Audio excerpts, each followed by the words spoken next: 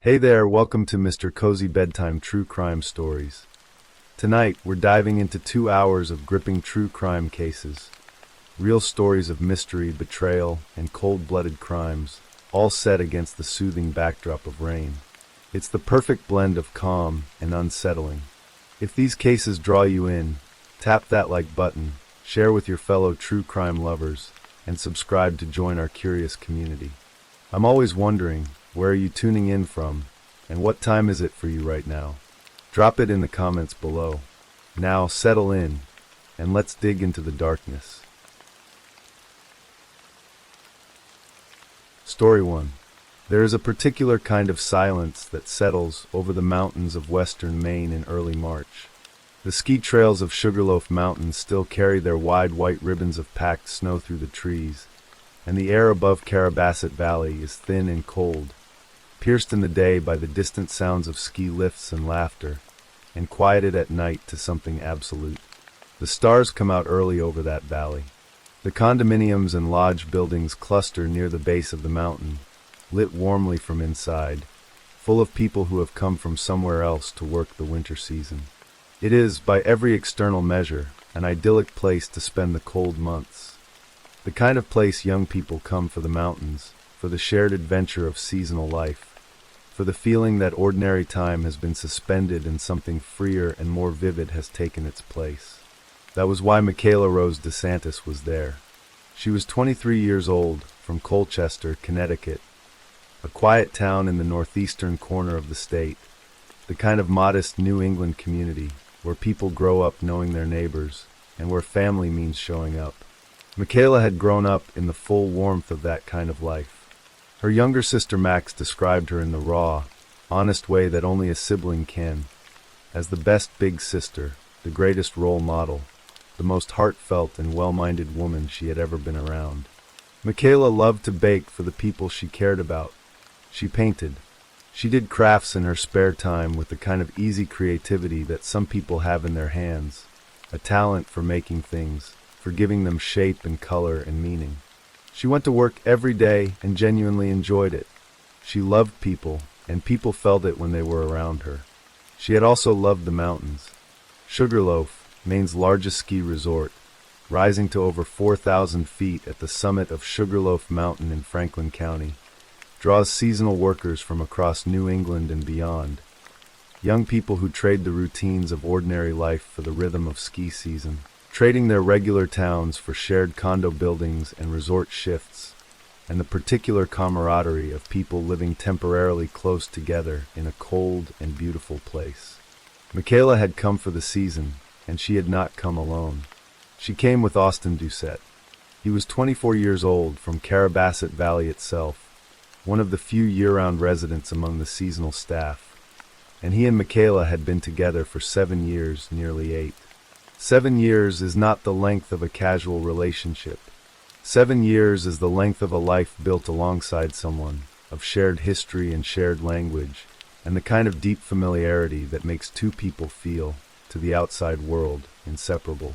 They had grown from teenagers into adults together. They had come through all the changes that the years between 16 and 23 contain, and they had arrived at Sugarloaf together, working together at the resort, living together in a condo unit at the Left Bank complex, close to the mountain, and close to each other in the way that people who have been a couple for nearly a decade naturally are. 2 months from now, Michaela would have turned 24. Spring was coming. The mountains had already given most of what they had to give this season. There were things ahead. Sunday evening arrived over Carabasset Valley on March 8, 2026, in the ordinary way that Sunday evenings arrive, with the gradual darkening of the sky over the mountain and the sound of the valley settling into night. It was not yet 8 o'clock. The condo buildings along Left Bank were lit against the dark, and inside the unit that Michaela and Austin shared, a residence provided to them by Sugarloaf as part of the resort's employee housing arrangement, something happened that would alter the lives of everyone who loved either of them, and end the life of one of them entirely. At approximately 7:30 in the evening, the Franklin County Regional Communications Center received a 911 call. The caller was Austin Doucette. He was on the phone, breathing hard, and he was telling the dispatcher that his girlfriend had been shot. He said that the gun had gone off accidentally. He said he could not believe what had happened. He said it over and over in the way that people say things when shock has caught them off balance, repeating the same phrase because the repetition is the only way the mind can attempt to process something it cannot accept. And at some point during those calls, in a moment that would later be documented in court records and reported by news outlets across Maine and New England, Austin Doucette said something to the woman lying on the floor of their condo. In the voice of someone addressing a person he had loved for the better part of a decade, he said 3 words. "I'm sorry, babe." Michaela had been shot twice. Both wounds were to her chest. The medical examiner's autopsy, conducted in the hours and days that followed, would confirm the precise location and nature of those wounds. 2 gunshot wounds to the chest, not one, not a glancing wound, but 2 shots, placed in the center of the body, where the vital organs that sustain a person's life sit closest to the surface. When first responders from the Carabasset Valley Police Department arrived at the Left Bank condo complex, they found Michaela DeSantis alive. She was transported immediately to Maine Health Franklin Hospital in Farmington, the nearest medical facility, approximately 25 miles from the valley, a drive that in normal conditions takes half an hour and in emergency conditions feels like far longer. From Farmington, given the severity of her injuries, she was transferred again, this time to Maine Medical Center in Portland, the state's largest and most comprehensive hospital, nearly 100 miles from where she had been shot. She did not survive. Maine Medical Center in Portland became the place where Michaela Rose DeSantis' life ended. She was 23 years old. She was 2 months from her birthday. She was a woman who baked for the people she loved, who painted, who showed up for her little sister, who came to the mountains for the season and never made it home. While Michaela was being raced south toward Portland in a medical transport, Austin Doucette was not waiting for the police. He was moving. He got into a car and drove away from the Left Bank condo complex, away from the mountain, away from the 911 dispatchers he had been speaking to, away from the first responders who had arrived. Officers began pursuit. At some point during that chase, while Michaela was still alive, still being kept alive by the people working on her in 2 different hospitals, Austin called his father. He told his father that he was being chased by the police. And then he told his father something that transformed the urgency of the pursuit from an arrest into a potential second crisis. He said he was going to kill himself. A man who had just shot his girlfriend twice, who was now fleeing law enforcement through the Maine countryside in the dark, calling his father to say he was about to take his own life. The picture that assembled itself in those minutes was one of complete, catastrophic disintegration. The boundary between the tragedy in the condo and a second tragedy on a dark Maine road seemed thin and uncertain. Officers caught Austin Doucette as he fled. He was taken into custody on the evening of March 9th, 2026, the day after the shooting, after Michaela had been transferred to Portland. He was arrested on a warrant issued by Farmington District Court and charged with the murder of Michaela Rose DeSantis. The specific charge was intentional or knowing murder, a distinction in Maine law that separates a person who acts with conscious awareness that death will result from one who acts recklessly or with negligence. The charge did not align with Austin Doucette's claim that the shooting had been accidental. It reflected, instead, the judgment of investigators from the Maine State Police Major Crimes Unit, the division assigned to the state's most serious homicides, that what had happened in that condo on the evening of March 8th was not an accident. Austin Doucette was placed in the Franklin County Jail. He was held without bail. He was 24 years old.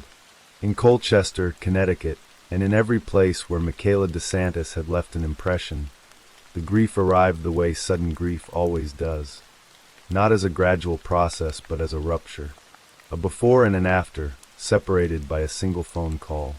Max DeSantis, Michaela's younger sister, the child who had grown up with her, who had gone at it with her sometimes the way sisters do, who had looked up to her as the best big sister and the greatest role model she could have asked for, sat down and created a GoFundMe page the night of March 9th. while Michaela was still technically alive, still being cared for in Portland.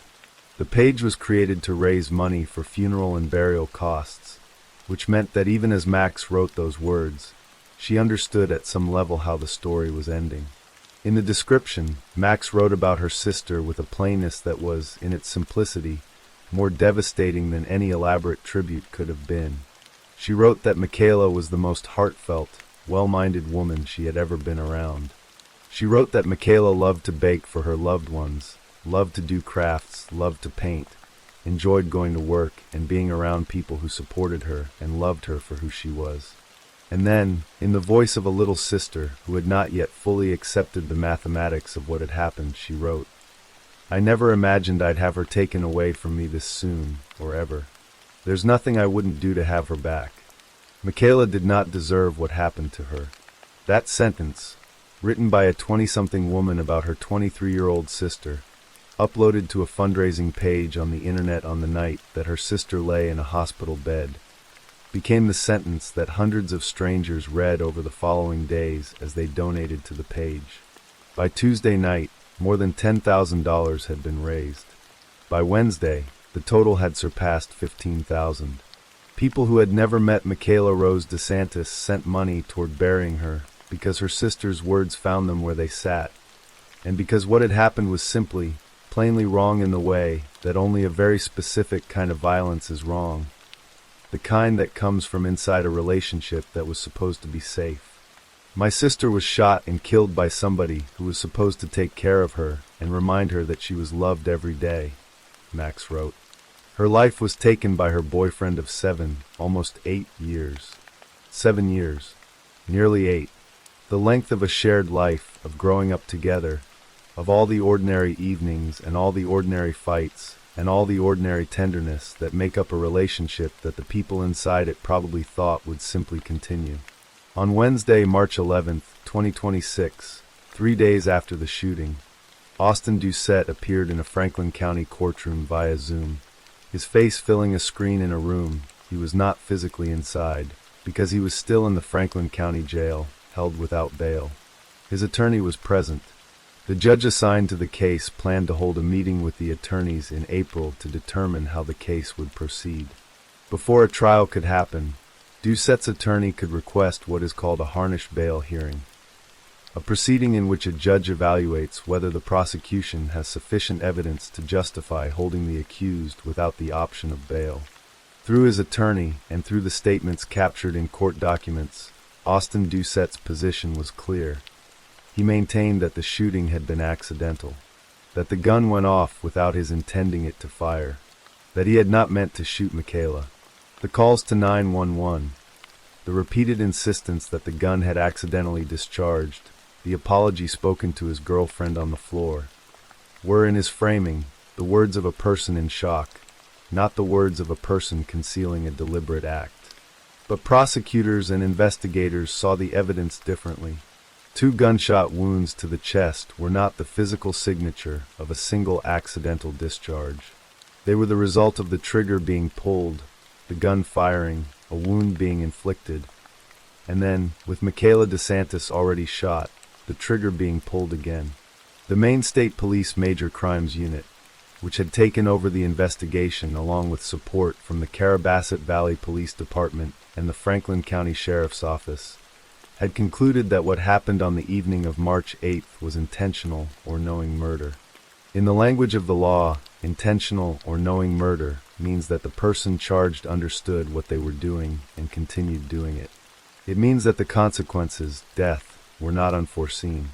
It means that whatever happened in that condo on Left Bank in Carabasset Valley, it was not a fumbled firearm discharging in a moment of carelessness. The investigation remained active. The Maine State Police Major Crimes Unit continued its work, gathering evidence, documenting the scene, speaking with witnesses and neighbors and co-workers at Sugarloaf. The resort itself had issued a statement in the immediate aftermath of the shooting. 2 members of the Sugarloaf team had been involved in an incident. One had tragically passed away, and the second had been asked not to return to work or be present on Sugarloaf property until the investigation was resolved. The mountain continued to operate. Skiers continued to ride the lifts. The white trails continued down through the trees. Life at Sugarloaf, by necessity, went on, but the condo at Left Bank, the room where Michaela DeSantis had spent the last moments of her life among the things she had brought from Colchester and arranged in the way a person arranges a temporary home, held its silence now. 7 years together. 2 gunshot wounds. A GoFundMe for a burial. These facts do not exist in isolation. They exist in a country where a woman is killed by an intimate partner with terrible regularity, where the person who is supposed to love her is the most statistically dangerous person in her life, and where the shock of that reality is felt most acutely by the people left behind, the sisters and the parents and the friends who did not see it coming because there was nothing visible to see, or because what was visible did not carry the weight it deserved, or because a relationship of 7 years does not easily become the thing you suspect of harboring the worst. Michaela's sister Max did not know, when she dropped her sister off at the mountain, that she was saying goodbye. Michaela did not know, when she walked into the condo on the evening of March 8th, that she would be carried out of it. The people at Sugarloaf who worked alongside her in Austin, who saw them together in the way co-workers see couples, casually in passing, in the background of ordinary work days, did not know that the evening of a Sunday in March would become the defining event of all their memories of her. That is the specific cruelty of intimate partner violence as a category of loss. It happens inside the private structure of a relationship, behind a closed door, in the space where the world is not watching and is not expected to be watching, because that space is supposed to be the safest space a person has. As of mid-March 2026, Austin Doucette remains held without bail at the Franklin County Jail, awaiting the next step in a legal process that is still in its earliest stages. No trial date has been set. No plea has been formally entered. The case is, in the language of the courts, pending, suspended in the long institutional pause between an arrest and a verdict, during which lawyers prepare, motions are filed, evidence is reviewed, and the machinery of justice moves at its own measured pace. Meanwhile, in Colchester, Connecticut, a family carries a grief that has no legal status, no case number, no procedural timeline. It simply exists, wide and silent, in the place where Michaela used to be, in the kitchen where she baked, in the space on the couch where she sat, in the sister who writes about her in the present tense because the past tense is still too sharp to hold. She painted. She baked. She went to the mountains for the season. She was 2 months from her birthday. She was 23 years old, and she had 7 more years of life ahead of her for every year she had already lived, and all of it, all of the baking and the painting and the crafts and the mornings with the mountain outside the window, was taken from her in a condo unit on Left Bank, in a valley in western Maine, on a Sunday evening in early March. The Maine State Police Major Crimes Unit will continue its investigation. The court in Franklin County will hold its hearings. The legal system will do what legal systems do, slowly, methodically, with its particular vocabulary of charges and motions and verdicts. But the verdict that matters most, the one that cannot be handed down by any court, is the one that Max DeSantis already wrote into a GoFundMe page in the hours after her sister was shot. Michaela Rose DeSantis did not deserve what happened to her. She deserved to come home from the mountain. She deserved to turn 24. She deserved more than 7 years, more than a Sunday evening, more than a phone call that ends everything. She deserved all the rest of it. Story 2. There is a particular cruelty in the way some stories end, not with closure, but with questions that echo long after the last headline fades. The story of Charity Bielis is one of those stories. It is a story about a woman who fought for her family, for her safety, and for her voice in a system she believed had abandoned her. It ends in a house in Arkansas on a cold December morning, with 3 lives cut impossibly short. And even after investigators put their findings on paper, an entire community was left asking, was justice ever truly served? Bonanza, Arkansas is the kind of place where everyone knows your name. Nestled in Sebastian County in the western corner of the state, it is a small, quiet community where neighbors wave from front porches and local doctors are respected pillars of society. For a long time, the Bealise family seemed to fit perfectly into that picture. Charity Bealise was 40 years old, a woman of striking intensity, someone who had lived through considerable hardship and emerged, at least publicly, with fierce determination.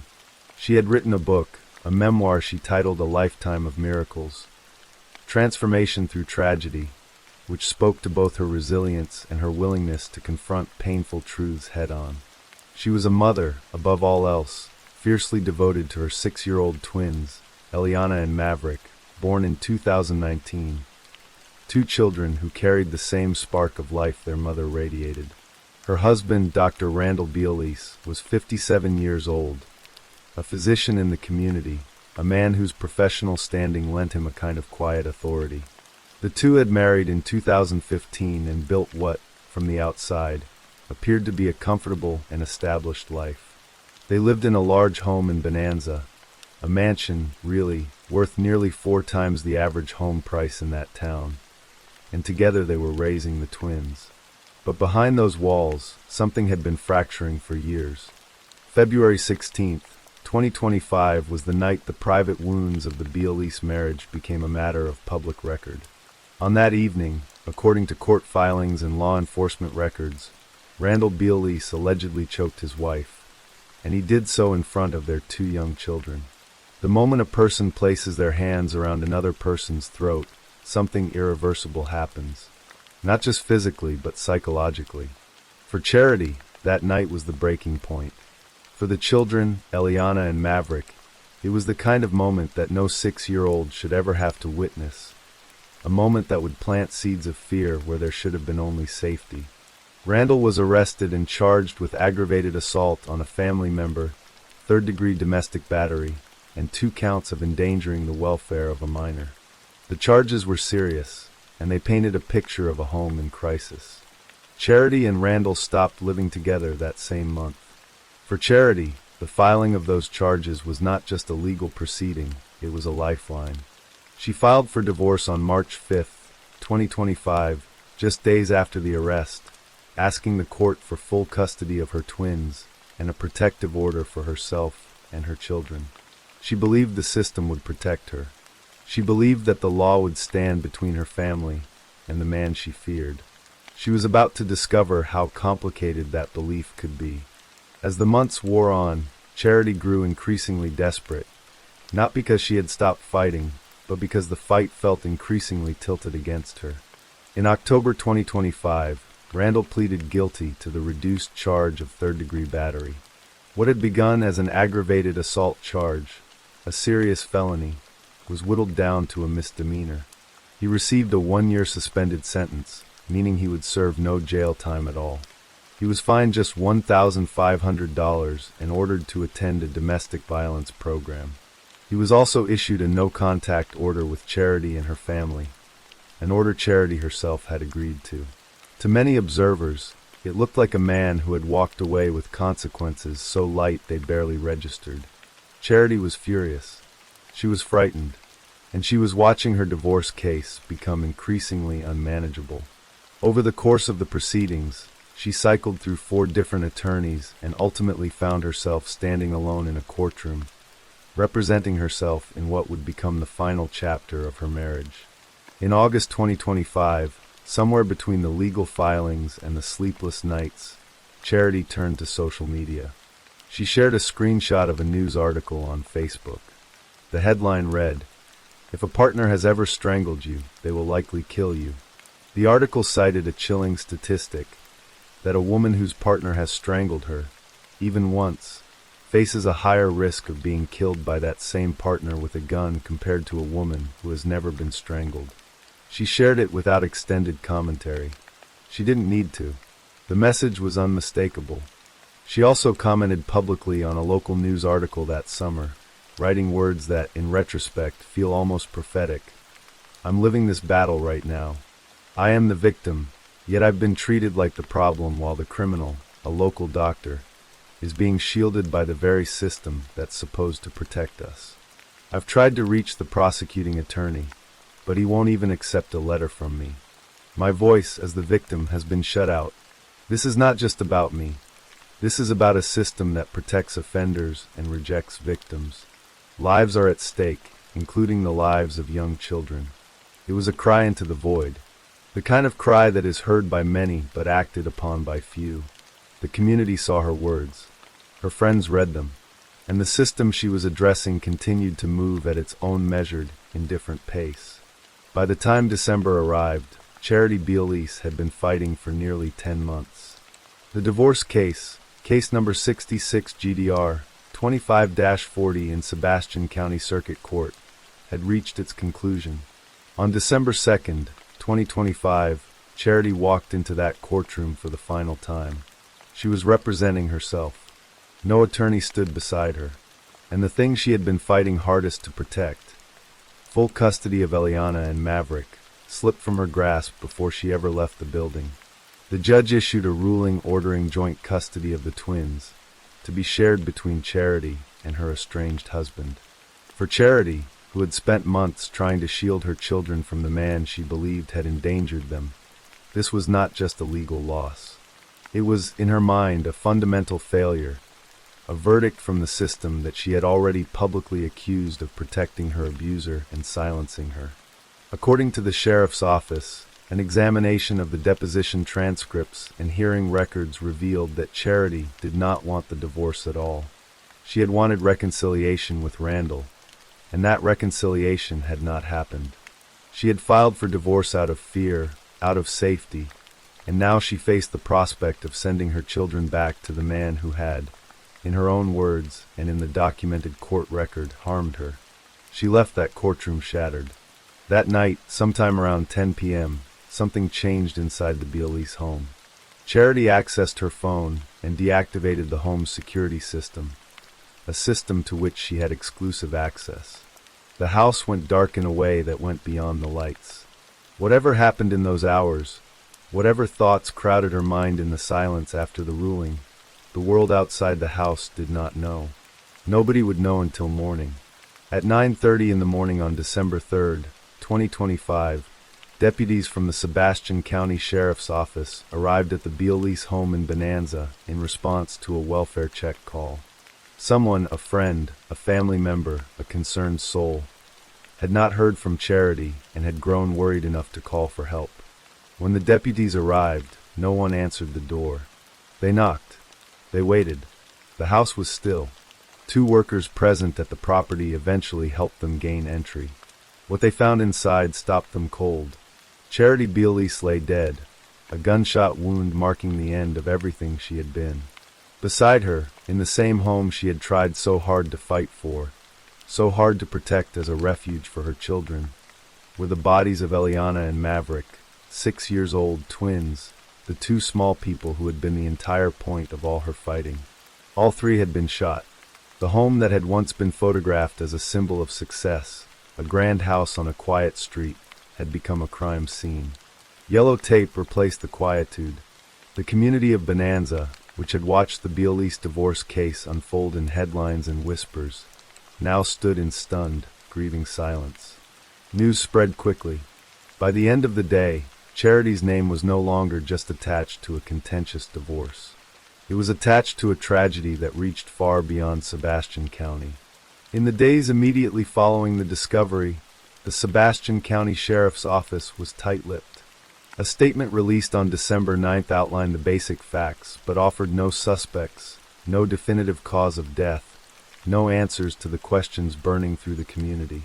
Randall Bealise was publicly stated not to be a suspect as of that initial phase of the investigation. His attorney, Michael Pierce, maintained clearly that his client bore no responsibility for what had happened. Mr. Bealise was not responsible for the death of Mrs. Bealise nor his children's deaths. Mr. Bealise has cooperated with law enforcement and fully supports the investigation. Meanwhile, the investigation was growing. The United States Secret Service and Homeland Security investigations joined the effort alongside local law enforcement. 12 search warrants were initiated, 6 of them served. The breadth of the federal involvement suggested that investigators were following threads that reached beyond a straightforward domestic tragedy. The community held its breath. Social media filled with theories, grief, outrage, and demands for transparency. Friends and neighbors who had followed Charity's public pleas, her Facebook posts, her comments calling out the system, felt an overwhelming sense of dread that their fears had proven justified. 1 month passed. Then two. On March 4th, 2026, the Sebastian County Sheriff's Office released the findings of autopsies conducted by the Arkansas State Crime Lab, the official medical and forensic verdict on how 3 lives had ended. The conclusions were as heartbreaking as they were contested. Eliana and Maverick, both 6 years old, had died by homicide. They had been killed by someone else's hand. The children had not chosen their fate. They had been helpless, as all children are, dependent on the adults around them to keep them safe. And that safety had been catastrophically, irreversibly violated. Charity Bealice, the autopsy found, had died by suicide. The official narrative constructed by authorities was one of a woman at her breaking point. A woman who had not wanted her marriage to end, who had lost the custody battle she had staked everything on, who had deactivated the security system in the dark of night and taken actions that ended her own life and the lives of her twins. It was a narrative of a mind consumed by grief, desperation, and a sense of total loss. A mother who, in the most agonizing possible interpretation, could not bear the thought of her children being returned to a life she believed would harm them. For some, it was a conclusion that made a terrible kind of emotional sense. A woman driven to the edge by a system that had repeatedly failed her. A woman who had publicly declared that lives were at stake and then watched those lives, including her own, be lost. For others, however, the conclusion only deepened the wound. It was noted, for instance, that the case's history was far more tangled than the headline of "Domestic Abuse Victim Loses Custody and Takes Tragic Action" could capture. Investigators and journalists digging into the background of both Charity and Randall uncovered a complex, painful history, including allegations and legal entanglements that stretched back more than a decade.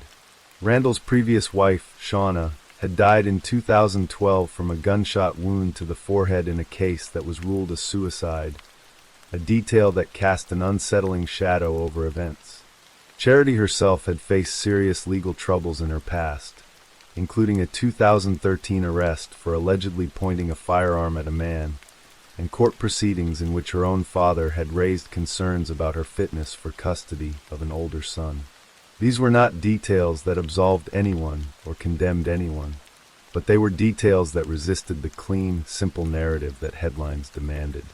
The truth, as is so often the case in tragedies of this depth, lived in the murky space between what could be proven and what could only be felt. The community around Bonanza continued to seek answers long after the official statement was released.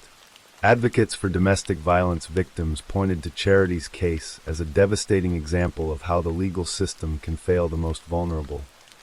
How a woman can scream for help in print, in court filings, in social media posts, and still find the doors of justice closed to her. Others demanded deeper investigation, unsatisfied that the case had been closed with the weight of its complications unaddressed. The children, Eliana and Maverick, became, in the public consciousness, the most heartbreaking symbols of a system-wide failure. 2 6-year-olds who had done nothing except be born into a family in crisis. 2 children who had witnessed their father arrested, their mother crying, their home transformed from a safe place into a battlefield. 2 children who deserved, above everything else, simply to grow up. There is a special kind of grief that settles over a community when the answers there given do not feel like enough. Bonanza, Arkansas carries that grief. The house on the quiet street sits as a kind of monument to what happens when the warning signs are visible and the safety nets fail to catch the falling. Charity Bealice wrote, in her own words, that lives were at stake, including the lives of young children. She wrote it in August, for months before December 3rd. She posted it for the world to see and tagged it with calls for accountability and justice. She had published a memoir about transforming tragedy into miracles. And in the end, the tragedy arrived and the miracle did not. Whether one accepts the official findings or carries questions about them, the human truth at the center of this case does not change. 3 people, a mother and her 2 babies, died in a house in Arkansas the morning after a court hearing. A community lost its innocence about what can happen when pain is left unaddressed. And the legal system that Charity had publicly accused of protecting offenders and silencing victims now carried, whether it acknowledged it or not, the weight of her final, unanswered cries for help. The case of Charity Bealise is officially closed. The questions it left behind are not.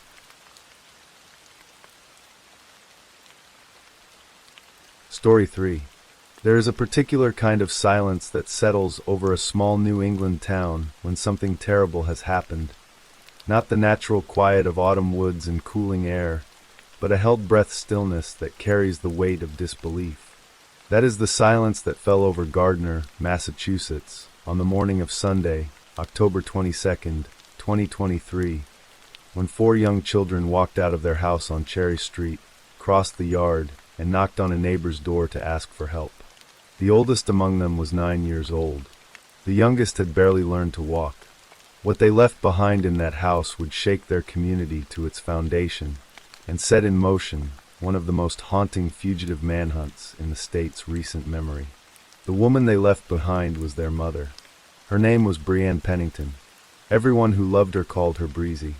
Brianne Pennington was 30 years old when she died, a young woman full of warmth, devotion, and a quiet resilience that her family had watched her develop over a lifetime. She had been raised in part by her aunt, Brenda Hull, a woman of fierce loyalty, who would later become the loudest voice demanding justice in her niece's name. Breezy was, by all accounts, the kind of mother who centered her world entirely on her children, 4 of them aged 2, 5, 7, and 9. She was a member of the Mormon faith, and the church community in Gardner had become a vital part of her daily life, a circle of friends and support that gave structure and warmth to a home that had, in recent years, grown increasingly difficult to live in. Her husband was Aaron Pennington, 33 years old, a veteran of the United States Air Force who had served his country and returned to civilian life carrying wounds that were not always visible. Aaron stood 6 feet 2 inches tall, with blonde hair and blue eyes, and had on paper the life that many people dream of building. After leaving the military, he had secured a position at Raytheon, the defense contractor, and in June 2022, the couple purchased a home at 42 Cherry Street in Gardner for $475,000, a modest, tree-lined street in a town of roughly 20,000 people, set among the lakes and forests of central Massachusetts. It looked, from the outside, like the beginning of a stable, prosperous chapter. But behind the walls of that Cherry Street home, the chapter being written was a far darker one. Aaron Pennington had a documented history of mental health struggles. His difficulties had long strained the marriage, and those close to the family had grown increasingly worried about the toll his condition was taking on Brianne and the children. He left his job at Raytheon in March 2023, a decision that closed off the family's primary source of income and deepened the instability already present in the household. Brenda Hull, who knew both Aaron and Brianne well from years of close family contact, would later offer a more pointed assessment of Aaron's pattern of behavior. In her view, every time Aaron faced a responsibility he no longer wanted, a demanding job, a difficult deployment, obligations he wished to escape, a mental health crisis would materialize as though on cue. She was careful not to dismiss the reality of mental illness, but she questioned whether Aaron had learned to weaponize the diagnosis as a shield and an exit strategy. What is not in dispute is the state of the marriage by the fall of 2023. Brianne Pennington had made a decision. She was going to leave. She had been making plans to relocate to Texas, to take her 4 children south and start a new life away from her husband, away from the tension, away from the fear that had seeped into the walls of the Cherry Street house. She wanted distance. She wanted safety. She wanted a future for herself and her kids. Whether Aaron knew the full extent of her plans is unclear. What is clear is that he knew enough to be afraid of losing control. In the days just before the murder, Aaron Pennington had traveled to California to visit his parents. The trip might have seemed ordinary, a man visiting family, perhaps trying to clear his head during a troubled time in his marriage. But the details of that visit, pieced together by investigators and relayed by Brenda Hull, suggest something far more deliberate was taking shape. Aaron borrowed an undisclosed sum of cash from his father, physical money, the kind that leaves no digital trail. And on his way home from the airport, he allegedly told a friend something that would later send chills through everyone who heard it. He said he was 10 steps ahead of everyone. It is a phrase that sounds like confidence, even arrogance. But when you hold it against everything that followed, it reads as something else entirely. The quiet, chilling announcement of a man who had already made up his mind and was simply waiting for the right moment to act. The day before the murder, Saturday, October 21st, Aaron Pennington moved through the family home in a state of agitation. He was searching for something, moving from room to room with an urgency that those who later reconstructed the timeline found deeply significant. Brenda Hull now believes he was searching for a gun, a Walther pistol that had belonged to Brianne's grandfather and had been given to her for her own protection. It was Brianne's gun. It was meant to keep her safe. That evening, at precisely 7:04 p.m., Aaron opened his phone and typed a note. The note was brief, clinical, and monstrous in its clarity. It read, "Don't say anything. Be quiet. If she wakes up, just say you're getting nasal spray. Get on side of bed, very close proximity to head. Put hole in her head." The timestamp on that note was the night before his wife was killed. The morning of Sunday, October 22nd, 2023, began like any other Sunday for the Pennington children. They were getting ready for church. The family was part of the local Mormon congregation, and Sunday mornings carried a familiar rhythm of preparation. Clothes to be found, shoes to be located, hair to be combed. Their mother, Breezy, was still asleep. Their father, it seems, had been waiting for exactly that.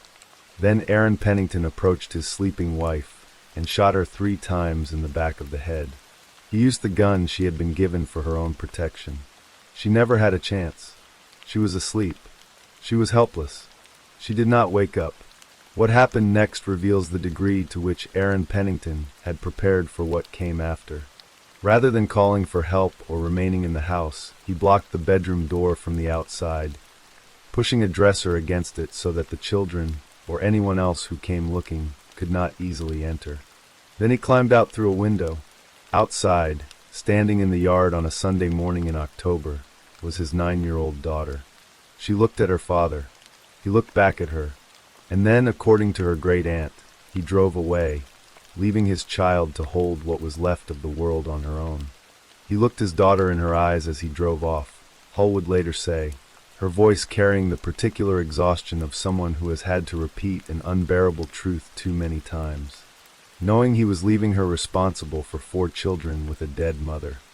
The 9-year-old gathered her siblings, the 7-year-old, the 5-year-old, the toddler who was barely 2, and they walked to a neighbor's house. The neighbor called 911. Members of the family's church arrived first, forcing open the blocked bedroom door. They found Breezy in her bed, still warm. The discovery of Brianne Pennington's body set the machinery of law enforcement into immediate motion. Gardner Police and Massachusetts State Police responded to the Cherry Street home, confirmed what the church members had found, and began what would become one of the most intensive manhunts central Massachusetts had seen in years. The search for Aaron Pennington was on. The first break came the following night. On Monday, October 23rd, a hunter moving through a wooded area off Kelton Street in Gardner spotted something that didn't belong. A white BMW, parked deep in the trees near Camp Collier, a Boy Scouts campground approximately 3 miles from the Cherry Street house. It was Aaron Pennington's car, abandoned and empty. The discovery triggered an extraordinary response. Multiple police departments converged on the woodland. Massachusetts State Police deployed K-9 units and air wing helicopters. Investigators on foot combed through more than 200 acres of dense forest in the days that followed, pushing through undergrowth and over uneven terrain, looking for any sign of the man they were hunting.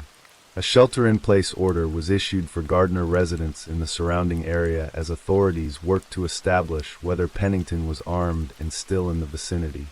After a week of searching, aerial surveillance, canine tracking, hundreds of boots on the ground, they found nothing. Aaron Pennington had vanished.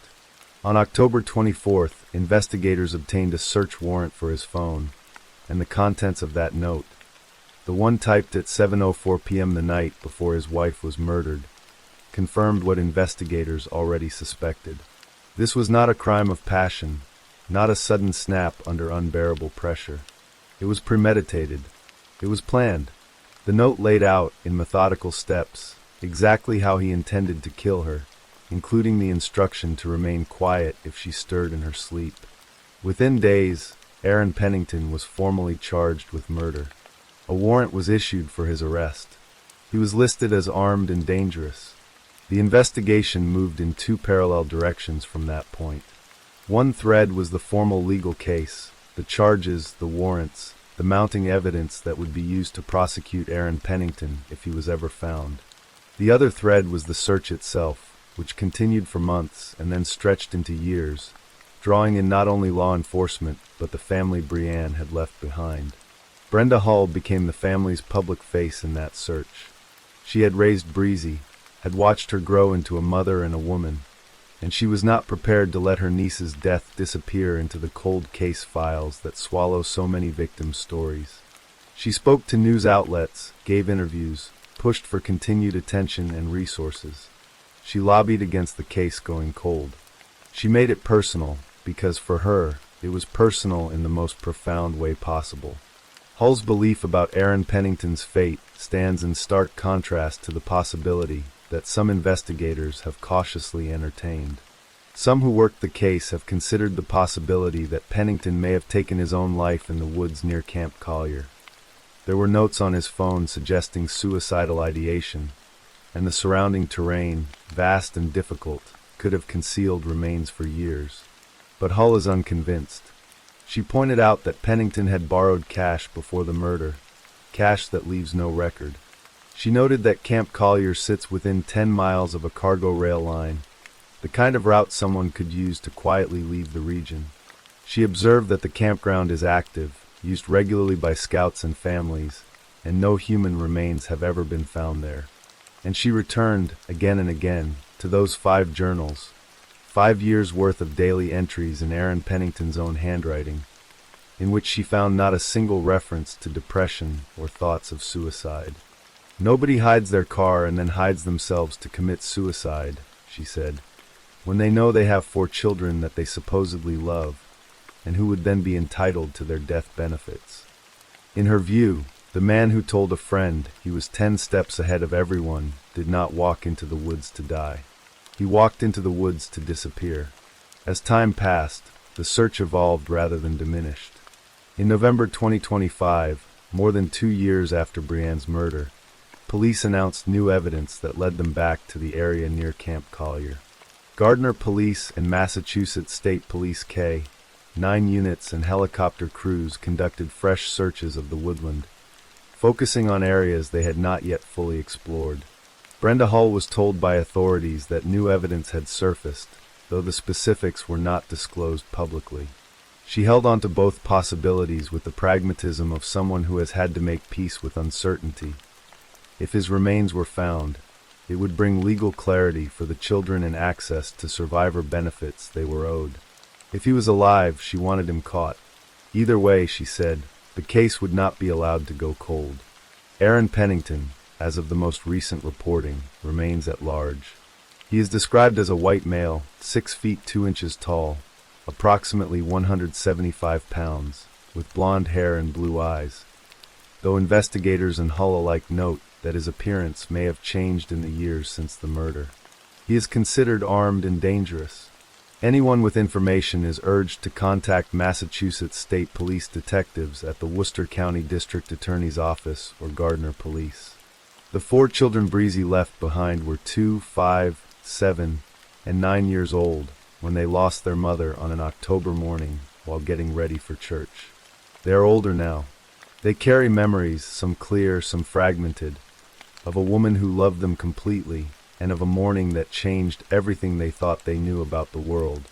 Their great-aunt Brenda Hull, the same woman who raised their mother, has become their fierce advocate, their voice, the person determined to ensure that what happened to Breezy is neither forgotten nor left unresolved. In interviews, Hull has spoken about the children's questions, about where their father is, about why he left, about what it means that he has not come back. She relayed a message to him through the press, one that is heartbreaking in its simplicity and devastating in its context. "I want him to know," she said, "that his children are asking about him, that they love him, that they have good memories of him, and they want to see him. That a mother's murderer should be told, by the woman who raised the mother, that the children still want their father.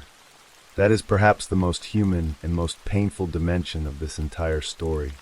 It is the dimension that resists easy resolution, that sits outside the clean categories of justice and punishment, that reminds us that real crimes do not end when the crime scene tape comes down.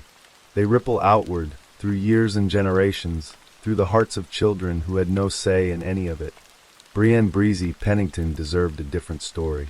She deserved the life she was trying to build, the one that had her packing for Texas, loading up her 4 kids, pointing herself toward a future free from fear. She was 30 years old, vibrant enough that people still called her by a nickname that captured something light and alive about her. She had a grandfather who gave her a gun because he wanted her safe. She had a church community that cared enough to come when the children went for help. She had an aunt who loved her so fiercely that, more than 2 years after her death, that aunt is still refusing to let her name go quiet. As of early 2026, Erin Pennington remains one of Massachusetts' most wanted fugitives. The woods near Camp Collier have been searched and searched again. The phone note sits in the evidence file, time-stamped and damning. The murder charge hangs open, waiting for the moment, if it ever comes, when justice catches up to the man who left his daughter standing in the yard on a Sunday morning and drove away. Until then, the case remains what Brenda Hull refuses to let it become, unfinished. And Breezy remains what she always was, a mother, a daughter, a woman who deserved so much more than the morning she was given.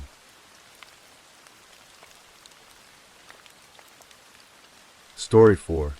The night of December 27th, 1986, carried with it the quiet aftermath of the Christmas holiday, a softness in the California air, the last few days of a year winding toward its close.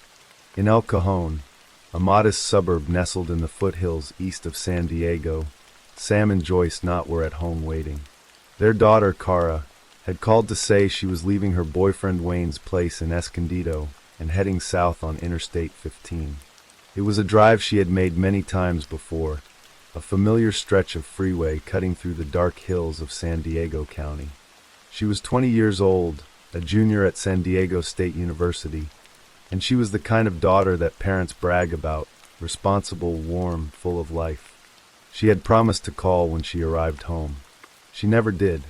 Cara Evelyn Knott had grown up knowing she was loved. Born on February 11th, 1966, she was one of 5 children in a tight-knit family that drew its identity from togetherness. Her parents, Sam and Joyce, were the kind of people whose home was always open, always a meal on the table, always a place to gather. Cara had inherited that warmth completely. Friends described her as vivacious and caring, someone who lit up a room simply by walking into it. She was studying at San Diego State, building toward a future that seemed, in every way, bright. Her boyfriend Wayne was serious and steady, and the two were close. That Saturday after Christmas, she had spent the day with him at his family's home in Escondido, and as the evening deepened, she kissed him goodbye and climbed into her white Volkswagen Beetle for the 40-mile drive south. The route was simple. She would take Interstate 15 southbound all the way down into El Cajon. Wayne watched her go. He had no reason to worry. Nobody did. Miles away on that same interstate, a California Highway Patrol cruiser sat in the dark, its engine idling quietly at the side of the road. Behind the wheel was Craig Allen Pyre, badge number 13920, a 13-year veteran of the CHP, a man who had spent over a decade in uniform, earning a reputation that his colleagues considered spotless. At 36 years old, Pyre was not just a patrol officer.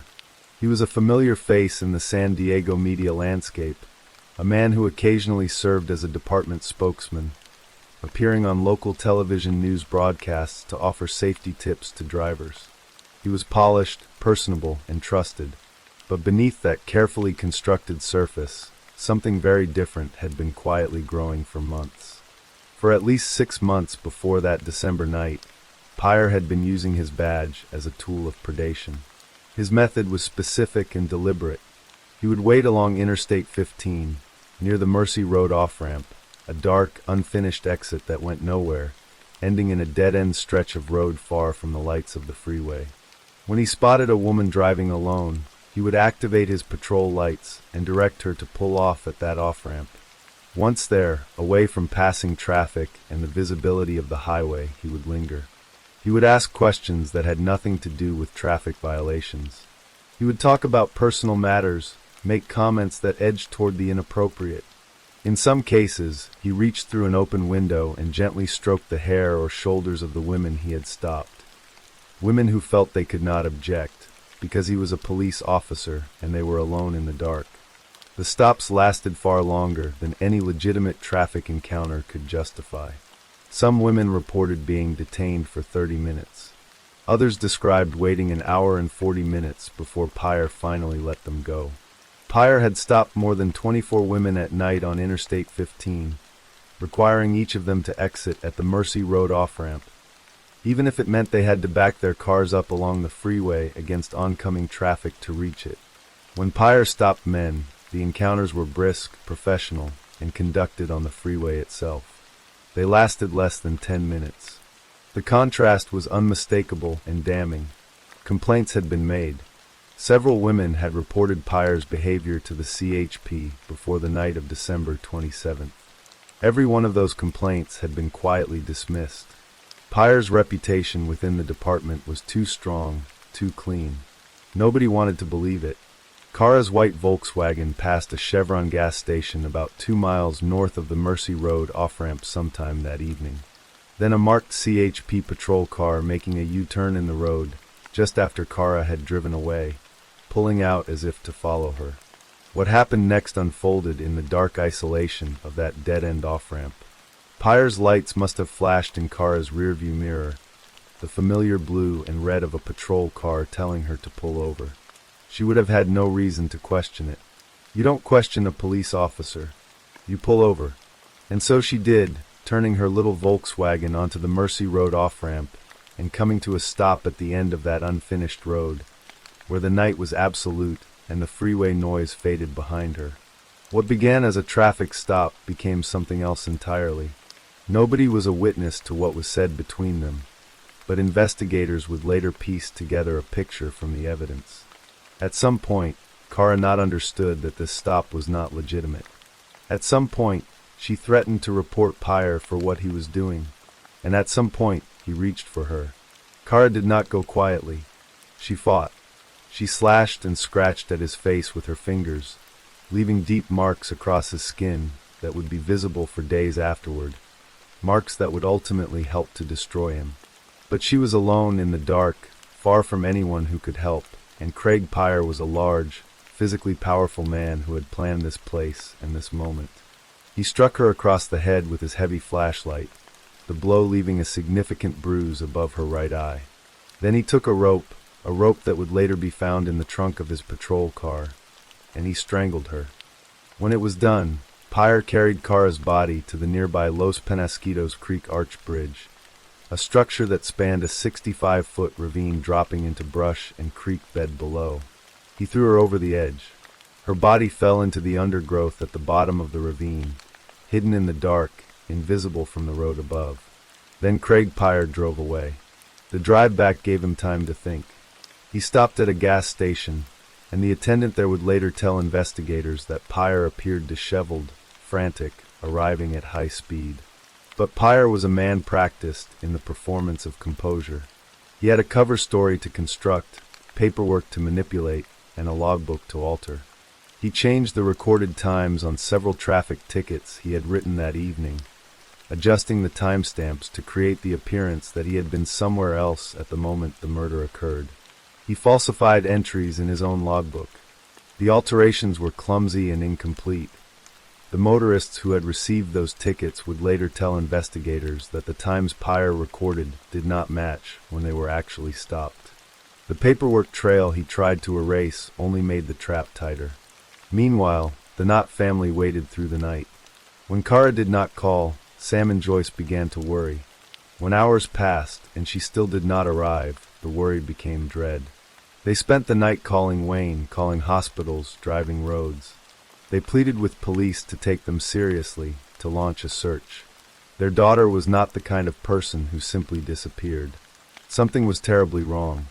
But their urgency was met with the measured indifference of a system that, at that moment, did not yet understand what had happened on the Mercy Road off-ramp. On the morning of December 28th, Kara's white Volkswagen was found parked at the dead end of the Mercy Road off-ramp. The keys were still in the ignition. There were skid marks on the pavement nearby, heavy, wide marks inconsistent with the small Volkswagen, suggesting a much larger vehicle had been present. Shortly afterward, searchers found her body at the bottom of the ravine beneath the bridge. She was still dressed in the clothes she had been wearing when she left Wayne's house. She was 20 years old, and she was gone. The investigation that followed was conducted by San Diego homicide detectives, and from the beginning it carried an uncomfortable weight. Evidence at the scene pointed almost immediately toward a law enforcement vehicle.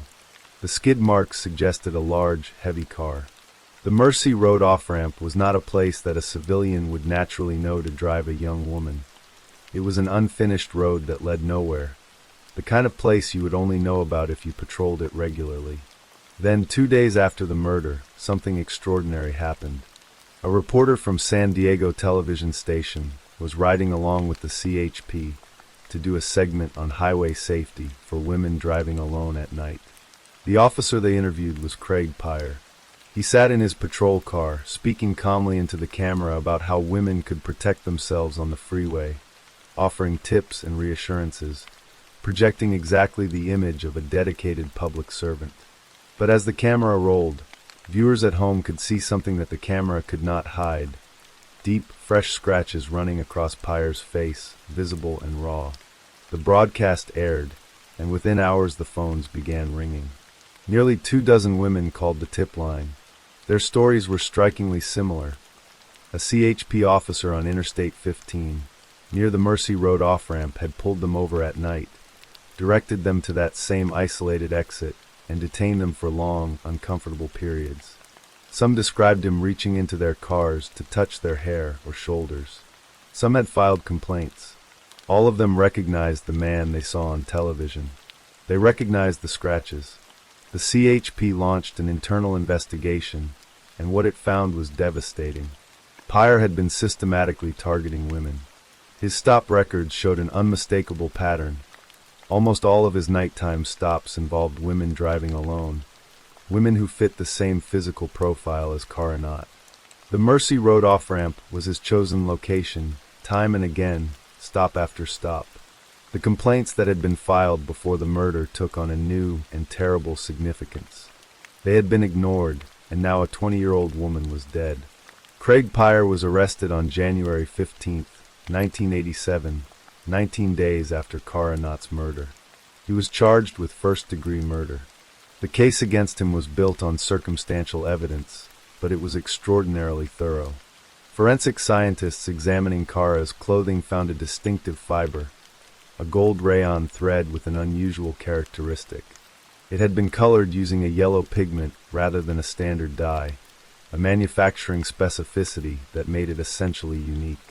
That fiber matched the shoulder patch on Pyre's CHP uniform.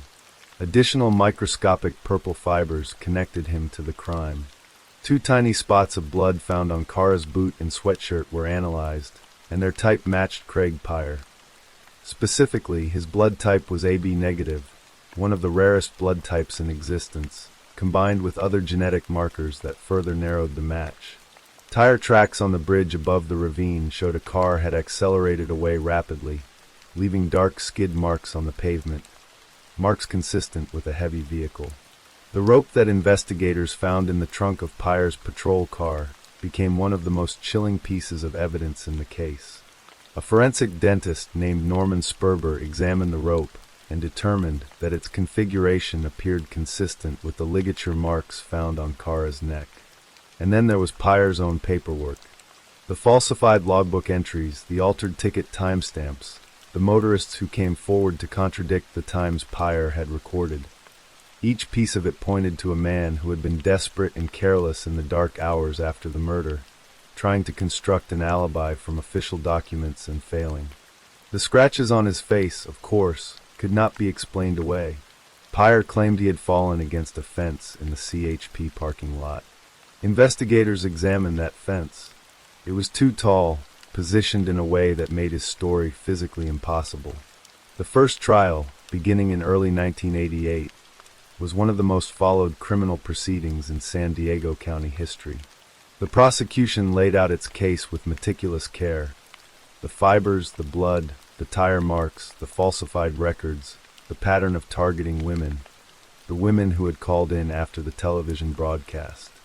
The defense, led by attorney Robert Grimes, attacked each piece of evidence individually, hammering on the fact that the case was entirely circumstantial and that no witness had seen Pyre with Kara. Grimes pointed to inconsistencies in some of the women's testimonies and suggested the prosecution had failed to prove its case beyond a reasonable doubt. The jury deliberated and came back deadlocked. 7 jurors in favor of conviction, 5 who were not convinced. A mistrial was declared.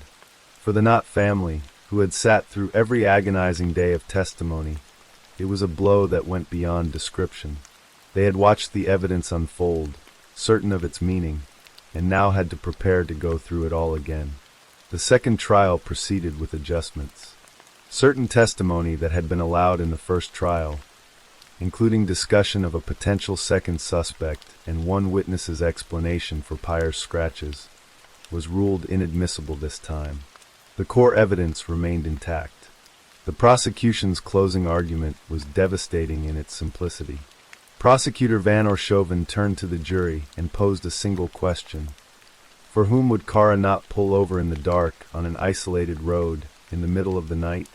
She would stop for a police officer, and a police officer killed her. That police officer was Craig Pyre. The jury deliberated and returned a verdict of guilty. First-degree murder. On August 4, 1988, Superior Court Judge Richard Huffman sentenced Craig Pyre to 25 years to life in prison. Before announcing the sentence, the judge made his own views unambiguous. He told the courtroom that he was absolutely convinced to a moral certainty that Pyre had killed Kara Knott, that the act had been done with deliberation and malice, and that he would remain convinced of that certainty for the rest of his life. It was, the judge said, the second time in California history that a CHP officer had been convicted of murder committed while on duty. Pyre remained silent. He offered no confession, no apology, no accounting. He has never admitted to the crime. The aftermath of Kara Knott's murder spread outward in ways that changed the world she had briefly inhabited. In the weeks following the television broadcast and Pyre's arrest, a troubling wave of incidents was reported across San Diego County. Women driving alone on the freeways who refused to pull over when signaled by patrol cars, terrified that the officer behind them might not be who his badge claimed he was. The trust between the public and law enforcement, at least for women driving alone at night, had been fractured in a way that would take years to rebuild. The case forced the California Highway Patrol to examine itself. The women who had filed complaints before December 27, 1986, complaints that had been dismissed, paperwork that had been filed away and forgotten, became a permanent indictment of the system's failure. Had those complaints been taken seriously, had anyone looked closely at what Craig Pyre was doing on that dark off-ramp night after night, Kara Knott might have driven home safely that evening. Sam Knott, Kara's father, turned his grief into a mission. He became an advocate for crime victims and safety, pushing for changes in how law enforcement handled complaints and how vulnerable people were protected. He worked tirelessly for years, carrying the weight of his daughter's absence in every effort he made. On November 30th, 2000, Sam Knott died of a heart attack. He collapsed only a few yards from the spot where Kara's body had been found, the same place where the family had built a memorial garden in her honor. He died, in a sense, where she had been left. Craig Pyre has been denied parole at every hearing. In 2004, after serving 17 years, he refused to provide a DNA sample to prosecutors who had offered to test the evidence against him. When the parole board asked him why, he refused to answer. The board cited his lack of remorse and denied his release. He was denied again in 2008 and again in 2012. His next parole hearing is scheduled for January 2027, when he will be nearly 77 years old. He is currently housed at the California Men's Colony in San Luis Obispo. His third wife, Karen, whom he had married just 18 months before the murder and who visited him faithfully in prison for years, eventually divorced him around 2007. The bridge from which Craig Pyre threw Kara Knott's body has since been renamed in her memory. It is now called the Kara Knott Memorial Bridge, a small, permanent acknowledgement that she was here, that she mattered, that what was done to her should never be forgotten. She was 20 years old when she died. She had gone to visit her boyfriend for the weekend and was driving home through the dark hills of San Diego County, doing nothing more extraordinary than millions of people do every night across this country. She trusted, as most people must trust, that the uniform behind those flashing lights meant safety, that the authority of the badge would protect her rather than threaten her, that the dark road she was directed down would lead her back to the freeway, back to the drive home, back to her parents waiting in El Cajon. She was wrong, but she was not passive. She fought back with everything she had in the final moments of her life. And those scratches, those marks she left on the face of the man who killed her, were the very evidence that eventually helped bring him to justice. In the end, Kara Knott's final act of defiance echoed far beyond that bridge. It rang through courtrooms, through jury deliberations, through a judge's voice declaring his moral certainty, through every woman who heard her story and understood what it meant to be vulnerable and brave at the same time. She did not make it home that December night, but she has never truly been forgotten. Story 5. The evening of September 6, 2018, began like countless others for Botham Jean, a quiet Thursday night at home after a long day of work. The 26-year-old accountant had settled into the comfortable rhythm of his life in Dallas, Texas, far from his birthplace on the Caribbean island nation of St. Lucia. He had earned his place at PricewaterhouseCoopers, one of the world's most prestigious accounting firms, through dedication and an infectious enthusiasm that made him beloved among colleagues. Those who knew him remembered his radiant smile and his singing voice, which he shared generously during church services, and had once lifted in harmony with the good news singers at Harding University in Arkansas, where he graduated in 2016. On this particular evening, Botham had changed into shorts and settled onto his couch, a bowl of vanilla ice cream in hand, the glow of his television illuminating his fourth-floor apartment at the South Side Flats complex. Above him, on the fifth floor, at 31 years old, Guyger had built her identity around her badge and uniform, testifying later that officers in her department understood they were always on the job. That night, still dressed in her police uniform and carrying her service weapon, she navigated the parking garage of the apartment complex, where she lived directly above Botham Jean. What happened in the next few minutes would shatter two families, ignite a national conversation about policing and racial justice, and culminate in one of the most extraordinary courtroom moments in recent American legal history.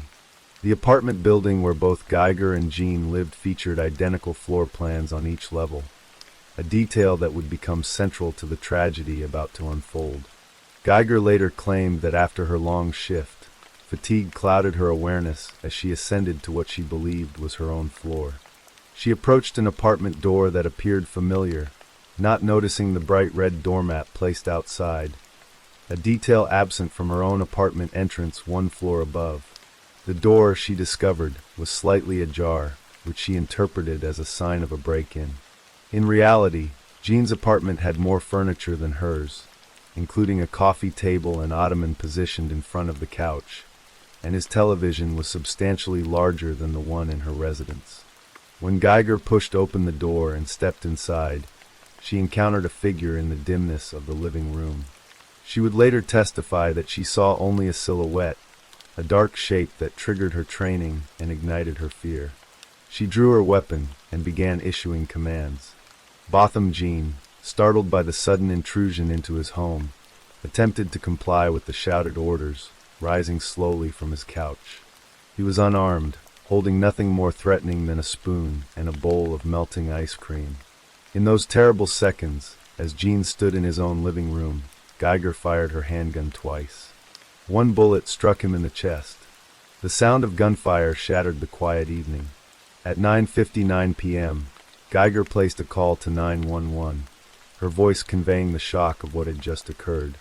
Joshua Brown, a neighbor who had just returned from watching a football game at a sports bar, heard the commotion from the hallway. He would later testify that he heard voices indicating surprise, followed immediately by gunshots. No police commands, no warning, just the sudden violence that ended a young man's life. Brown witnessed Guyger emerge from the apartment, pacing back and forth while speaking on her phone, visibly distraught, before returning inside and then emerging again. Emergency responders transported Botham Jean to a nearby hospital, but the damage was irreversible.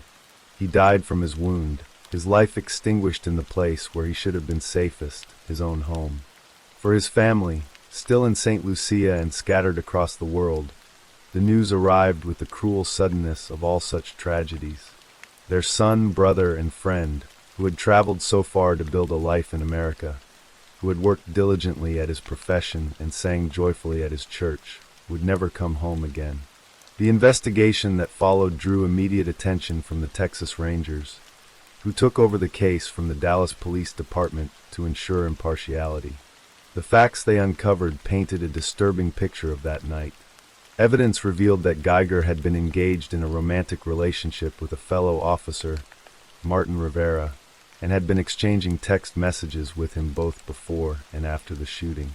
Some of these messages were sent even while she was reporting the incident to the 911 dispatcher.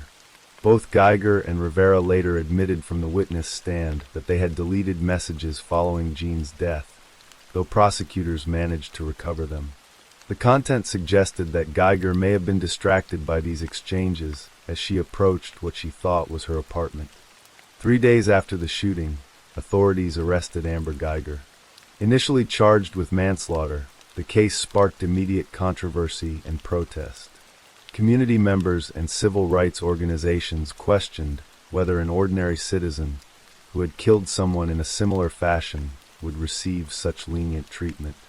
The dimensions of the case, a police officer killing an unarmed civil man in his own home, resonated powerfully in a nation still grappling with a series of high-profile police killings. The Dallas Police Department terminated Guyger's employment as the legal proceedings moved forward. The trial, which began in the fall of 2019, captured national attention. Prosecutors presented a case that went beyond the shooting itself, seeking to establish Guyger's character and state of mind. They introduced controversial text messages and social media posts, including communications they argued showed Guyger mocking the death of Dr. Martin Luther King Jr. and expressing frustration about working during an MLK Day parade. These revelations painted a picture of someone whose attitudes toward race might have influenced her split-second decision to fire her weapon at a man in his own apartment.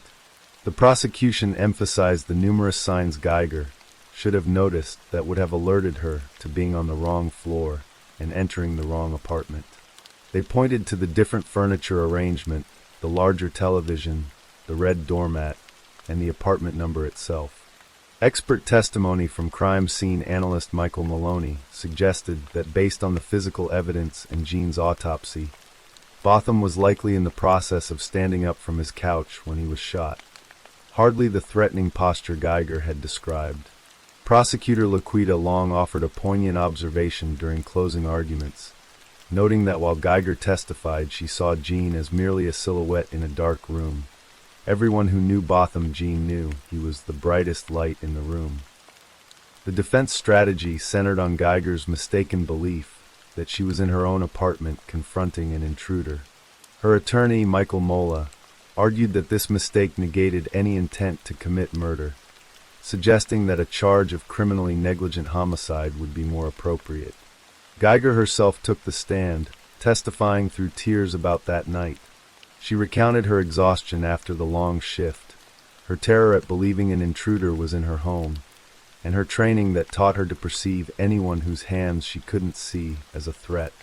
In an emotional moment, she expressed her wish that she had been the one shot instead of Jean. Chief Justice Robert D. Burns III interrupted the defense's argument with a crucial observation. Guyger had testified that she intentionally shot Jean. Her attorney acknowledged this, explaining that while she did intentionally pull the trigger, she believed she was justified in using deadly force because she thought she was defending herself from an intruder in her own home. This admission became central to the case. Guyger had meant to kill the person she shot, making the issue not one of intent, but of whether her belief justified that intent. On October 1st, 2019, after careful deliberation, the jury returned with their verdict. They found Amber Guyger guilty of murder. The courtroom erupted in a mixture of relief, sorrow, and continued tension. For the Jean family, the conviction represented a measure of justice, though no verdict could restore their son to them. The conviction was significant in a broader context as well. Police officers are rarely convicted of murder in on-duty or off-duty shootings, and this case became part of the ongoing national dialogue about law enforcement accountability.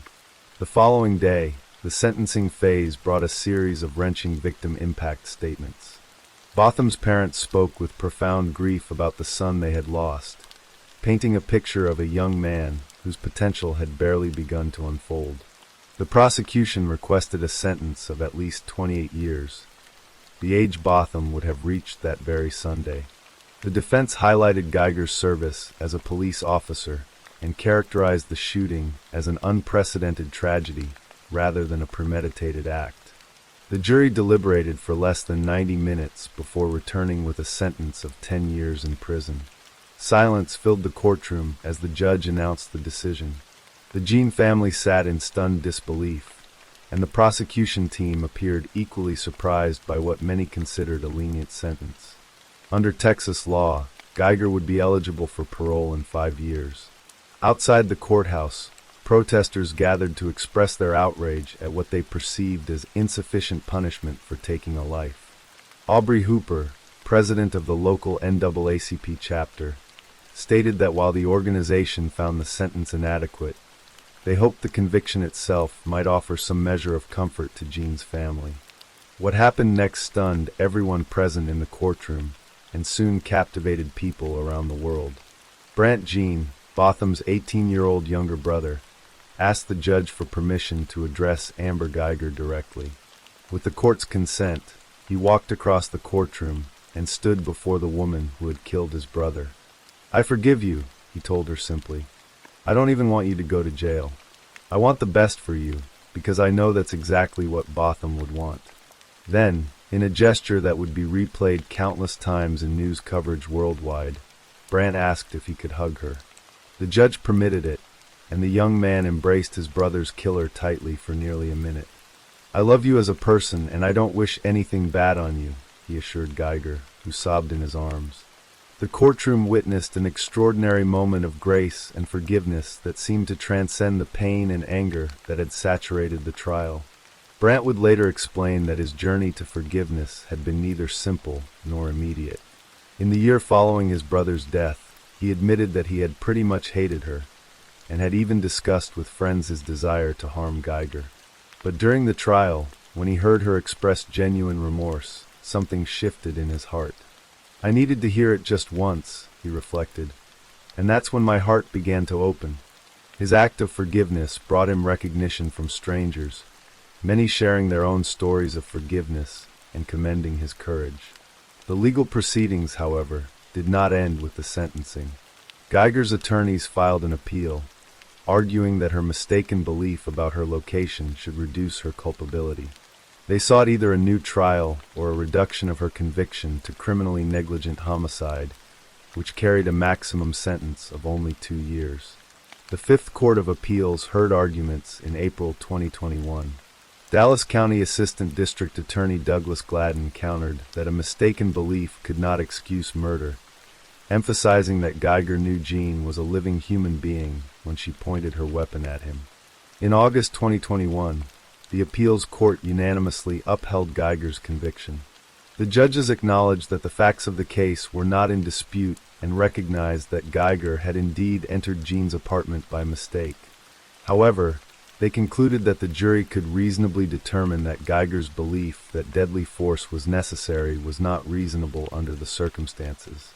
The court noted that her misunderstanding of Jean's status, as a resident of his own apartment rather than a burglar in hers, did not alter her mental state from intentional to criminally negligent.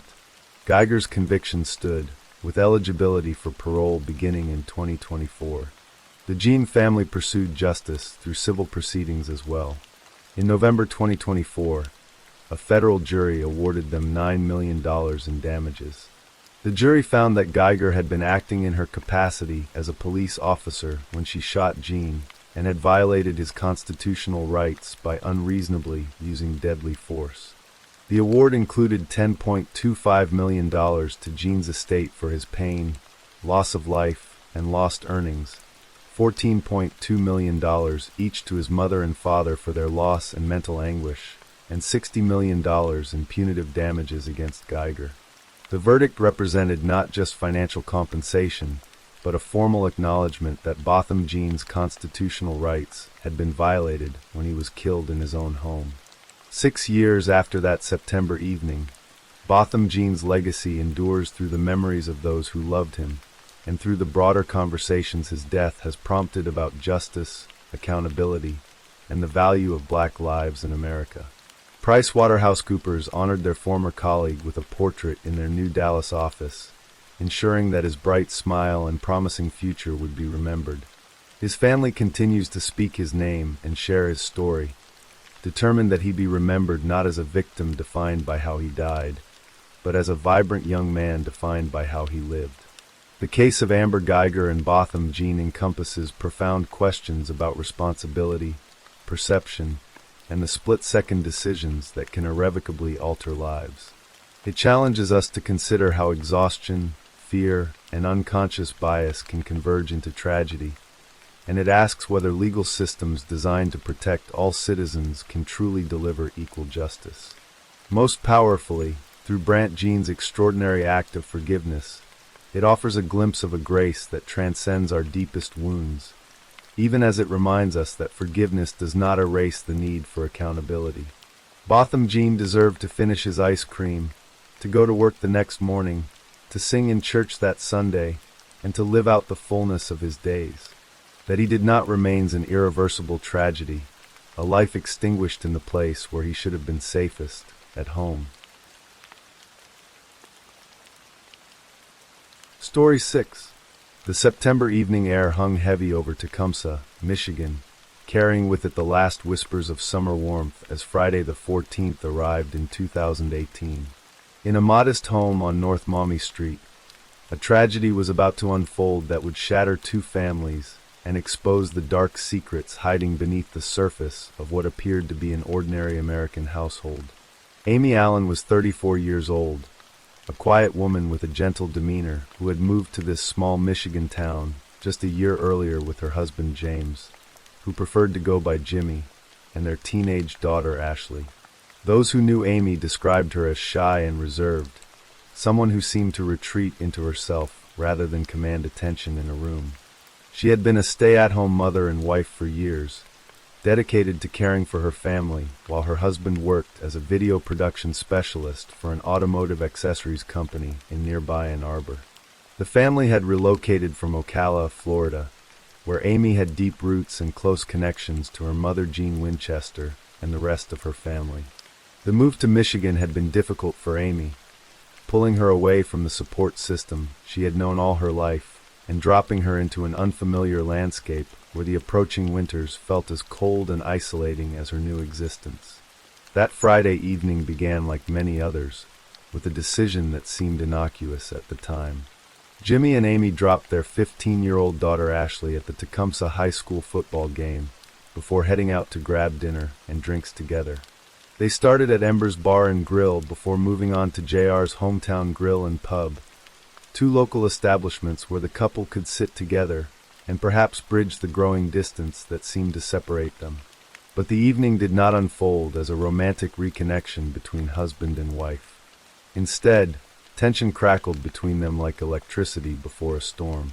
Jimmy had been talking about selling their Michigan home and moving again, possibly to North Carolina, uprooting their lives once more after barely settling into Tecumseh. When he broached the subject with Amy at the bar, her response was pointed and cold, revealing the fractures in their relationship. She told him plainly that she hoped his plan worked out for him, the implication clear that she had no intention of following him on yet another relocation. The argument that began in the bar continued to simmer as the evening wore on, two people sitting across from each other, but existing in completely separate worlds. What Jimmy did not know was that Amy had been carrying her own secret, one that represented an escape from the confines of her carefully controlled life. For 3 years, she had been engaged in an online relationship with a man named George who lived on the East Coast. Their connection had begun as messages exchanged across digital space, but had evolved into something deeper and more significant. They had met in person on a couple of occasions, and George represented to Amy a version of herself that felt alive and valued. When she communicated with George, she transformed into a completely different person, positive and engaged rather than withdrawn and quiet. Even that evening at the bar, while sitting across from her husband during what would be their final argument, Amy had been texting with George, maintaining that secret connection that offered her something Jimmy no longer provided. The couple left the bar just before 8 o'clock in the evening, but they did not leave together. Jimmy got into his car and drove the short distance home, while Amy chose to walk, perhaps needing the cool evening air and the solitude of the journey to clear her head from the tension of the evening. A security camera captured her image at 7:51 that evening, walking alone down the street toward the house on North Maumee Street. She would arrive home shortly after, stepping through the door and into the last moments of her life. According to Jimmy's later account to police, he arrived home first and turned on the television at 8 o'clock. Amy came in shortly after and went down to the basement, an unfinished space beneath their house where the family kept various items and where their cat often wandered. When Jimmy went to check on why she had gone downstairs, he said she was petting the cat, and that was when she began swearing at him, the argument from the bar reigniting in the confined space of their home. Less than 40 minutes after Amy had walked through the front door, Jimmy would dial 911 in what he claimed was a desperate response to a horrifying discovery. The emergency call came through at 8:39 that evening, Jimmy's voice frantic as he told the dispatcher that his wife had tried to kill herself and was in the basement. He reported finding Amy hanging from an extension cord attached to a hook in the basement ceiling, her body suspended in what he insisted was a suicide attempt. Jimmy told the dispatcher he was performing CPR, trying desperately to revive his unresponsive wife as he waited for help to arrive. When first responders rushed into that basement, they found a scene that immediately triggered their professional instincts and raised troubling questions. Amy was still in the basement, the orange extension cord wrapped around her neck with a slip knot at one end and another knot tied where it would have been attached to a hook screwed into a joist in the low basement ceiling. But several details struck the paramedics and police officers as inconsistent with a typical hanging. The knots in the cord were not as tight as they would have expected from the weight of a body suspended in a hanging. The basement ceiling was extraordinarily low, raising questions about how Amy could have successfully hanged herself in such a confined space. Most troubling of all, there was little to no obvious trauma visible on Amy's neck, no deep ligature marks that would typically be expected when a cord had borne the full weight of a person's body during a hanging. The paramedics worked quickly, managing to restore a faint pulse despite Amy's dire condition. She was rushed to Pramadika Herrick Hospital in Tecumseh, where the emergency department staff continued their efforts to stabilize her. The doctors and nurses at Herrick shared the same concerns as the first responders, noting that the tightness of the knot around Amy's neck and the nature of her injuries did not seem consistent with a typical hanging suicide. Her condition was critical, and she was soon airlifted to the University of Michigan Hospital in Ann Arbor, where specialized care might offer her a chance at survival. But Amy never regained consciousness. She lay in the hospital for 3 days, her brain irreparably damaged from oxygen deprivation, while her family rushed to reach her bedside. What made the situation even more painful for Amy's loved ones was that they had not been immediately notified of her condition. Jimmy's father had informed them that Amy was already dead when in fact she was still on life support, clinging to life for nearly 14 hours before her family even knew what had happened. When Jean Winchester and the rest of Amy's family finally arrived at the hospital, they had only minutes to say their goodbyes before Amy was taken off life support and allowed to die. She passed away on September 17th, 3 days after that terrible evening in the basement, never having opened her eyes or spoken another word. The medical examiner's autopsy determined that Amy had died from asphyxiation, a finding that was not disputed. However, the manner of death was initially listed as undetermined pending further investigation, because the evidence did not clearly point to either suicide or homicide. Washtenaw County's medical examiner conducted the initial autopsy and noticed something significant. Amy had suffered a fracture to the tip of her thyroid cartilage in her neck. This type of injury could occur from pressure applied to the neck, but the actual cause of this specific fracture could not be definitively determined. A second forensic pathologist reviewed the case and concluded that Amy's death was likely a homicide, though he acknowledged it was a difficult determination to make given the complexities of the available information. The Tecumseh police began investigating Amy's death, conducting interviews and gathering evidence. After a month, they asked the Michigan State Police to take over the investigation, recognizing that the case required additional resources and expertise. Detectives began to piece together a more complete picture of Amy's life and her relationship with Jimmy, and what they discovered painted a troubling portrait of control and manipulation. Investigators learned that Jimmy had been extremely controlling throughout his marriage to Amy, a pattern that had intensified over the years. He had access to Amy's cell phone and monitored her communications, limiting her use of social media and even restricting how she spent her time, including playing video games. He kept close tabs on what his family ate and where they went, creating an environment where Amy had to check with him before making even simple decisions like going to lunch with her own mother. Jean Winchester would later reflect that she believed Jimmy had deliberately kept Amy from entering the workforce, wanting her to remain at home where he could maintain control over her life. Witnesses who knew the couple described Amy as someone who seemed to shrink into herself, quiet and withdrawn, living under the weight of her husband's domination. The evidence of Jimmy's controlling nature extended beyond his relationship with Amy. Amy's son from a previous relationship, Caleb Winchester, testified about a disturbing incident that had occurred when he was in high school. During an argument, Jimmy had become angry with Caleb and put the teenager in a chokehold, using his arm to compress Caleb's neck until the young man was restrained and subdued. The incident had been frightening enough that Caleb eventually moved out of the house to live with his maternal grandparents, choosing to remove himself from Jimmy's household rather than continue living under the same roof. Detectives also discovered that Jimmy had engaged in 2 extramarital affairs during his marriage to Amy, betrayals that added another layer of complexity to their relationship. While Jimmy had been stepping outside his marriage, Amy had sought connection elsewhere as well, finding in George an outlet for feelings and aspects of herself that she could not express in her controlled home life. The investigation revealed that Amy had even made plans to meet George in person the following month, in October 2018, a future meeting that would never take place.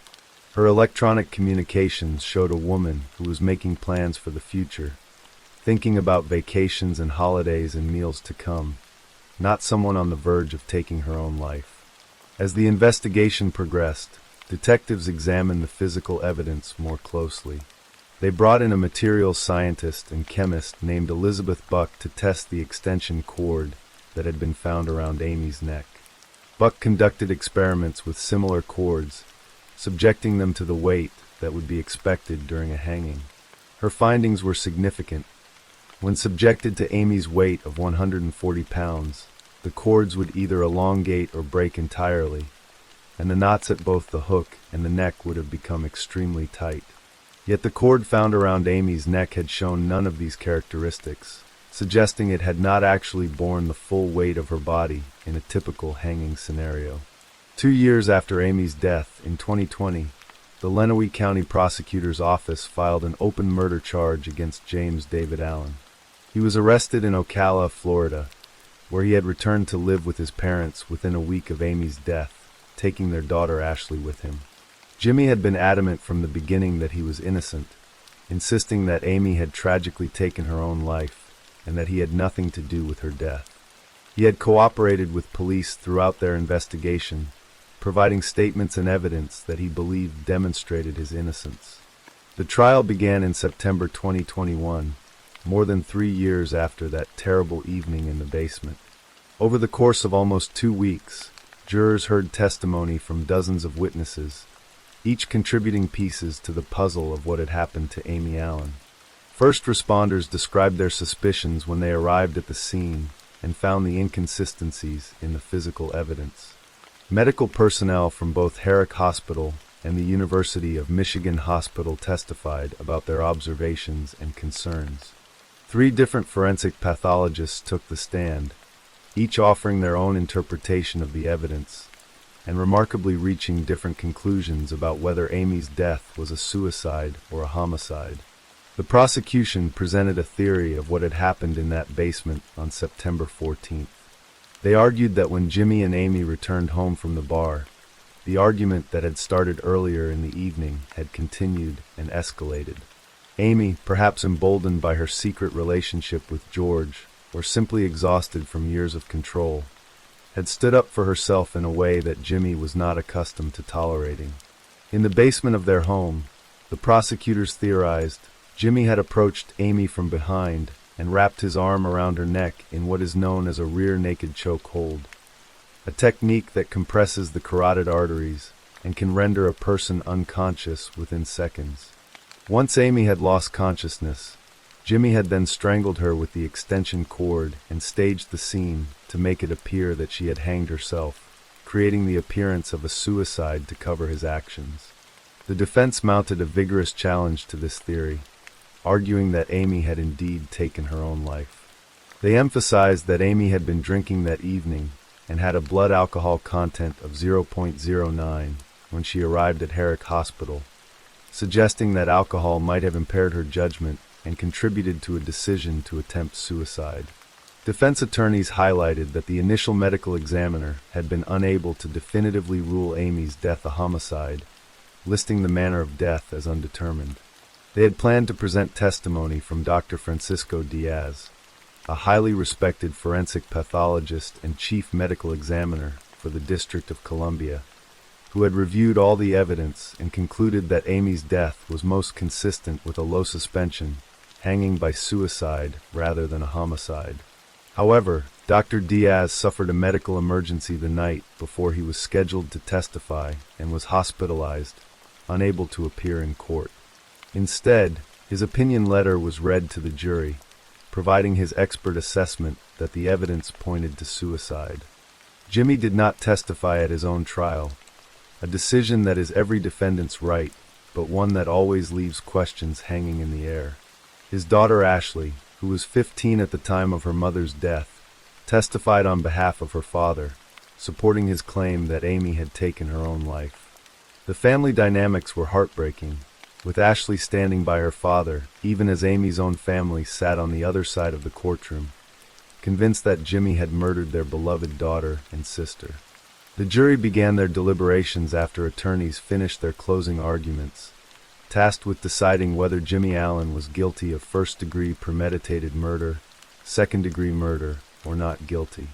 They deliberated for about an hour and a half on the first day before being sent home for the evening. The following day, after almost 6 hours of total deliberation, the jury returned to the courtroom at approximately 2:20 in the afternoon on September 24, 2021. They had reached a verdict. James David Allen was guilty of second-degree murder in the death of his wife Amy. The conviction meant that the jury had found that Jimmy had intentionally killed Amy, but had not premeditated the murder, suggesting they believed he had acted in the heat of the moment during their argument rather than planning her death in advance. On October 21, 2021, Circuit Judge Michael R.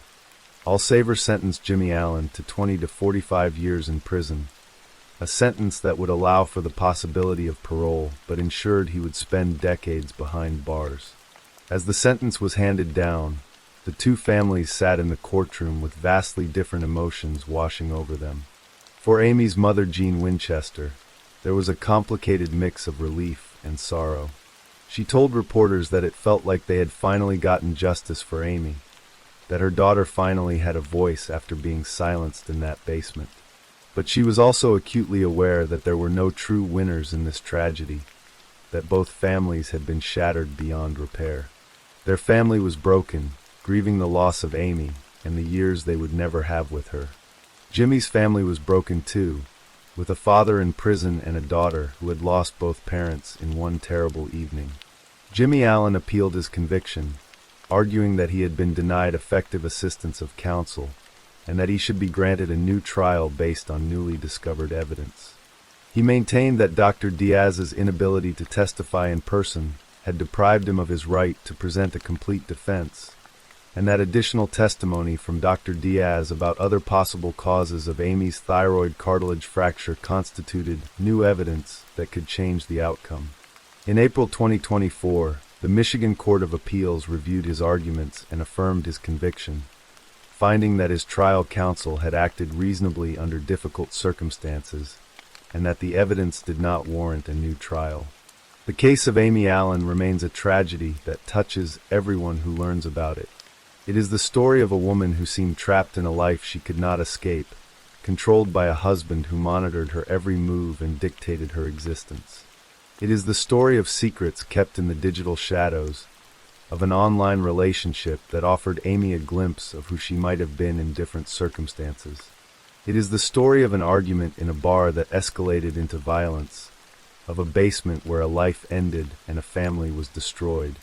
Most of all, it is a reminder that behind closed doors, in homes that look ordinary from the outside, people can be suffering in ways that remain invisible until it is too late. Amy's family continues to carry the weight of her loss, remembering the quiet, shy woman who deserved so much more than the life she was given and the death she suffered. They remember the daughter, the mother, the sister who was taken from them on that September evening in 2018. And they hold on to the knowledge that after years of investigation and a lengthy trial, a jury looked at the evidence and decided that Amy did not take her own life, that someone took it from her in an act of violence that he then tried to disguise as tragedy. In the end, justice may have been served with Jimmy Allen's conviction and imprisonment, but nothing can bring Amy back or restore what was lost on that autumn night in Tecumseh, Michigan. Her story stands as a testament to the importance of seeing the signs of control and abuse before they escalate into violence, and to the courage it takes to break free from relationships that suffocate rather than sustain. Story 7. The sun had barely crested the horizon on June 7, 1998, when the quiet town of Jasper, Texas, awoke to a horror that would sear itself into the nation's conscience. A motorist, driving along Huff Creek Road, slowed his pickup truck, his eyes catching on something unnatural strewn across the asphalt. At first, he thought it might be debris from a hit and run, perhaps an animal struck by a careless driver. But as he pulled over and stepped closer, the truth clawed its way into his mind, sharp and sickening. Scattered along the road were pieces of a human body, torn flesh, a severed arm, a head. The remains were so mangled that it was hard to believe they had once belonged to a living person. The motorist stumbled back, his breath catching in his throat, and fumbled for his phone to call the police. What he had stumbled upon was no accident.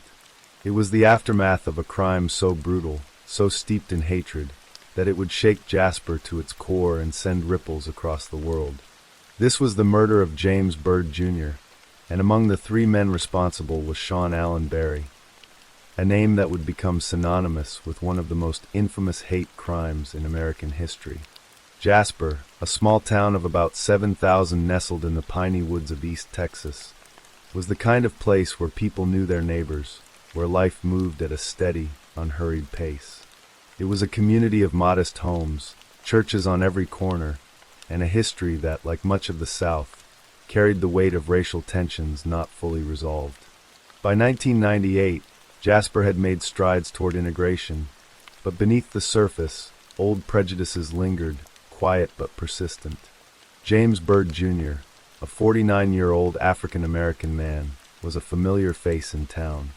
Known for his warm smile and easygoing nature, he was a father, a musician, and a man who, despite his struggles with alcoholism, was loved by those who knew him. He had grown up in Jasper, raised his 3 children there, and spent his evenings playing the guitar or singing at local gatherings. His life was not without hardship. He had been in and out of trouble for minor offenses, and his disability checks barely kept him afloat, but he carried himself with a quiet dignity, a man who found joy in small moments. On the night of June 6, 1998, James Byrd Jr. was walking home from a family gathering. The air was warm, thick with the scent of pine and the hum of cicadas. He had been drinking, his steps a little unsteady, but he was in good spirits, his mind likely on the music he'd played earlier or the laughter of his family. He was on a familiar stretch of road, not far from home, when a gray Ford pickup truck slowed beside him. Inside were 3 young white men, Sean Allen Barry, Lawrence Russell Brewer, and John William King. To James, they might have seemed like just another group of locals offering a ride. He accepted, climbing into the truck bed, unaware that this decision would lead to his final, agonizing moments. Sean Barry, then 23, was the driver that night. He was a Jasper native, a wiry young man with a boyish face and a reputation for being likable, if a bit aimless. He worked odd jobs, managing a local theater and doing occasional construction work, but his life was marked by a lack of direction. Unlike his companions, Barry did not have an extensive criminal record, though he had been arrested for minor offenses like theft and drug possession. To those who knew him, he was the least likely of the trio to be involved in something as heinous as what was about to unfold. But that night, Barry's choices would bind him to a crime that would define his life. Lawrence Brewer, 31, was a different story. A hardened criminal with a history of drug possession and burglary, Brewer had spent much of his adult life in and out of prison. His most recent stint had been at the Beto Unit, a Texas prison where he had joined a white supremacist gang, the Confederate Knights of America. Brewer's body was a canvas of hate, tattooed with swastikas and other symbols of white supremacy. His worldview was steeped in the toxic ideology he had embraced behind bars, a belief in racial superiority that had festered over years of incarceration. Brewer was not a Jasper native. He had drifted into town after his parole, living with Barry in a small apartment and bringing with him a darkness that would soon spill over. John King, 23, was the third man in the truck and perhaps the most dangerous. Like Brewer, King had been shaped by the prison system, where he too had joined a white supremacist gang. His body bore the marks of his ideology, tattoos of a lynching, a burning cross, and the words Aryan Pride. King was a volatile figure, charismatic in a twisted way, with a penchant for quoting the Turner Diaries, a white supremacist manifesto that glorified racial violence. He had grown up in Jasper, but his time in prison had hardened him, turning him into a man who saw the world through a lens of hatred. King was the ringleader, the one whose venomous ideas would drive the events of that night. As the truck rolled down the road with James Byrd Jr. in the bed, the mood inside the cab was tense, charged with a reckless energy. The men had been drinking, their inhibitions lowered, their prejudices sharpened. According to later testimony, it was King who first suggested they have some fun with the man in the back. What began as a seemingly innocuous offer of a ride quickly turned sinister. Instead of taking Bird home, Barry drove the truck down a secluded logging road, a place where the dense forest swallowed sound and light. There, in the darkness, the three men pulled Bird from the truck bed. What happened next was a descent into unimaginable cruelty. The attack began with a beating. Brewer and King, fueled by alcohol and their shared ideology, unleashed a barrage of punches and kicks on Bird. He fought back, his cries echoing in the night, but he was no match for the three men. They beat him until he was bloodied and barely conscious, his body slumped against the ground. But the violence didn't stop there. In a chilling escalation, King suggested they take it further. They chained Bird's ankles to the back of the truck with a heavy logging chain, the metal biting into his skin. Barry, behind the wheel, started the engine. What followed was a 3-mile journey of torment, as Bird was dragged behind the truck along the rough asphalt of Huff Creek Road. His body was torn apart by the road, his screams eventually silenced as his life was ripped away.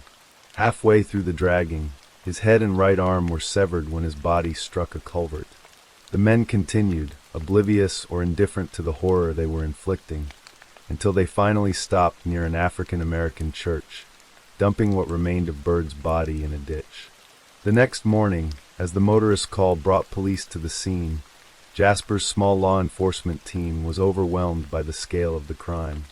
Sheriff Billy Rolls, a gruff but compassionate man who had served Jasper for years, arrived at Huff Creek Road and stood frozen, his years of experience doing little to prepare him for the sight before him. The crime scene stretched over 3 miles, a trail of blood, flesh, and bone marking the path of Bird's final moments. Investigators found pieces of evidence scattered along the road, a wrench with Barry etched into it, a lighter inscribed with Possum, King's prison nickname, and cigarette butts that would later be tied to the three men. The sheer brutality of the crime pointed to something deeper than a random act of violence. Within hours, the FBI was called in, and the case was classified as a hate crime, a determination driven by the racial dynamics and the white supremacist affiliations of Brewer and King. As news of the murder spread, Jasper became a town under siege, not by violence, but by grief, fear, and the weight of national attention. The African-American community, already wary of lingering racism, gathered at the church where Bird's body had been dumped, holding vigils and demanding justice. White residents, many of whom had lived alongside black neighbors for years, were forced to confront the ugliness that had erupted in their midst. The media descended, with reporters from the New York Times, the Washington Post, and CNN setting up camp in Jasper's modest downtown. The story of James Bird Jr.'s murder became a national symbol of racial hatred, a stark reminder that the ghosts of America's past were far from exorcised. The investigation moved quickly. By June 8th, police had identified Barry, Brewer, and King as suspects, thanks to the physical evidence and tips from locals who had seen the trio together that night. Barry was the first to be arrested, picked up at his apartment where he lived with Brewer. He was pale and shaken, his boyish demeanor crumbling under the weight of what he had done. Brewer and King were apprehended soon after, their defiance starkly different from Barry's apparent remorse. In police interviews, Barry claimed he had been a bystander, that he had tried to stop the others but was overpowered by their will. Brewer and King, however, showed no such contrition. King, in particular, was unapologetic, reportedly referencing the Turner Diaries and even scrawling Sieg Heil in a letter from jail. Their white supremacist beliefs were laid bare, with court documents later revealing their ties to prison gangs and their pride in the tattoos that marked their allegiance to hate. The legal process was swift but meticulous. By early 1999, the three men were charged with capital murder, the highest felony level in Texas, carrying the possibility of the death penalty. Jasper County District Attorney Guy James Gray, a seasoned prosecutor with a reputation for fairness, took on the case with a heavy heart.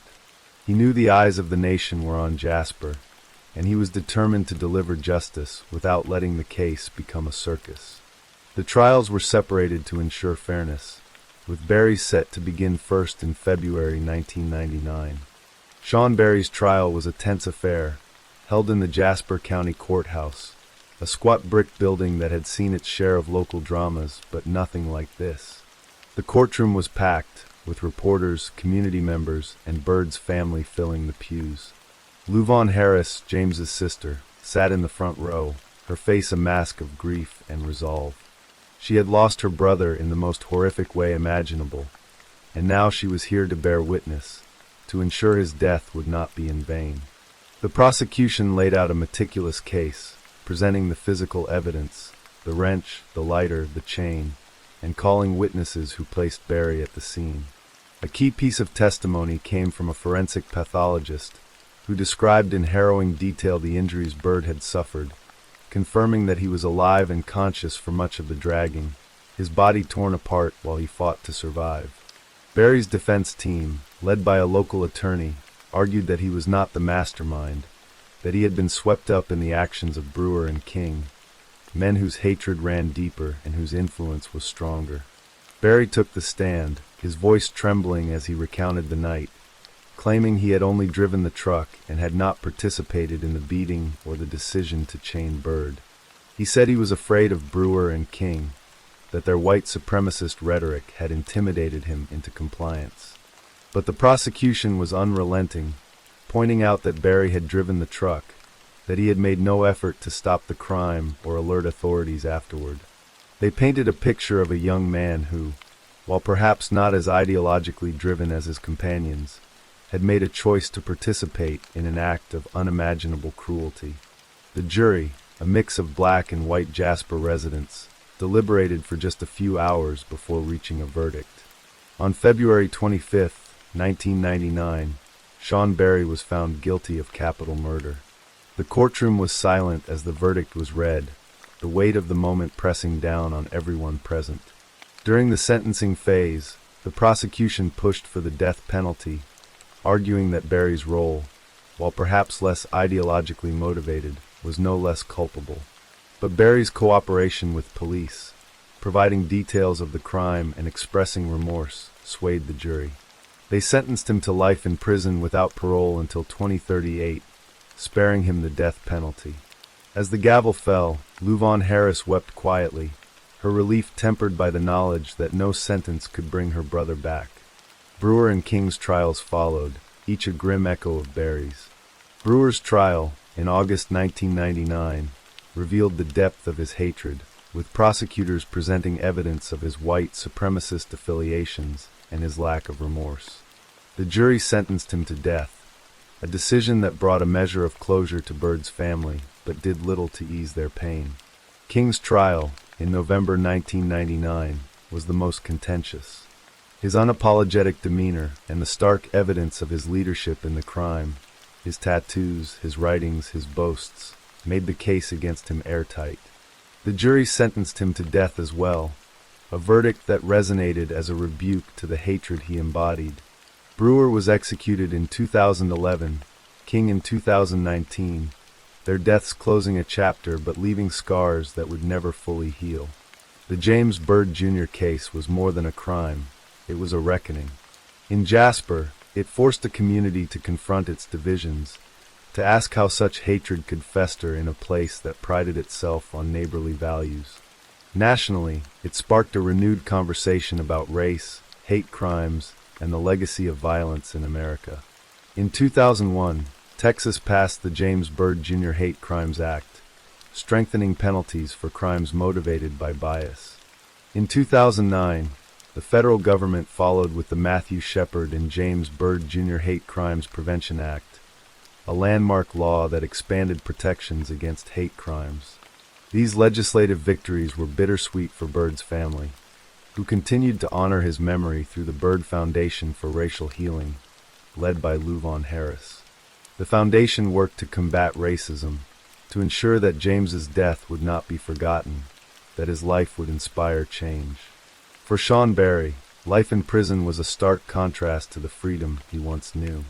As of 2020, he was housed in protective custody at the Texas Department of Criminal Justice's Ramsey Unit, confined to an 8 by 6-foot cell for 23 hours a day.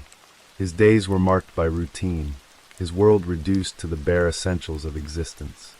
He married by proxy, a small gesture toward connection in a life defined by isolation. His parole eligibility in 2038 looms as a distant possibility, one that Bird's family, particularly Lou Von Harris, remains vigilant about, determined to ensure he serves his full sentence. In Jasper, the wounds of 1998 have not fully healed. The town has worked to move forward, with community leaders fostering dialogue and reconciliation. But the memory of James Byrd Jr. lingers, a reminder of both the capacity for cruelty and the resilience of those who seek justice. His grave, now protected by an iron railing after acts of vandalism, stands as a quiet testament to a man whose life was taken, but whose legacy endures. The story of his murder, and of Sean Berry's role in it, is a chapter in America's ongoing struggle with its past, a narrative of pain, redemption, and the hope that from tragedy, change can rise.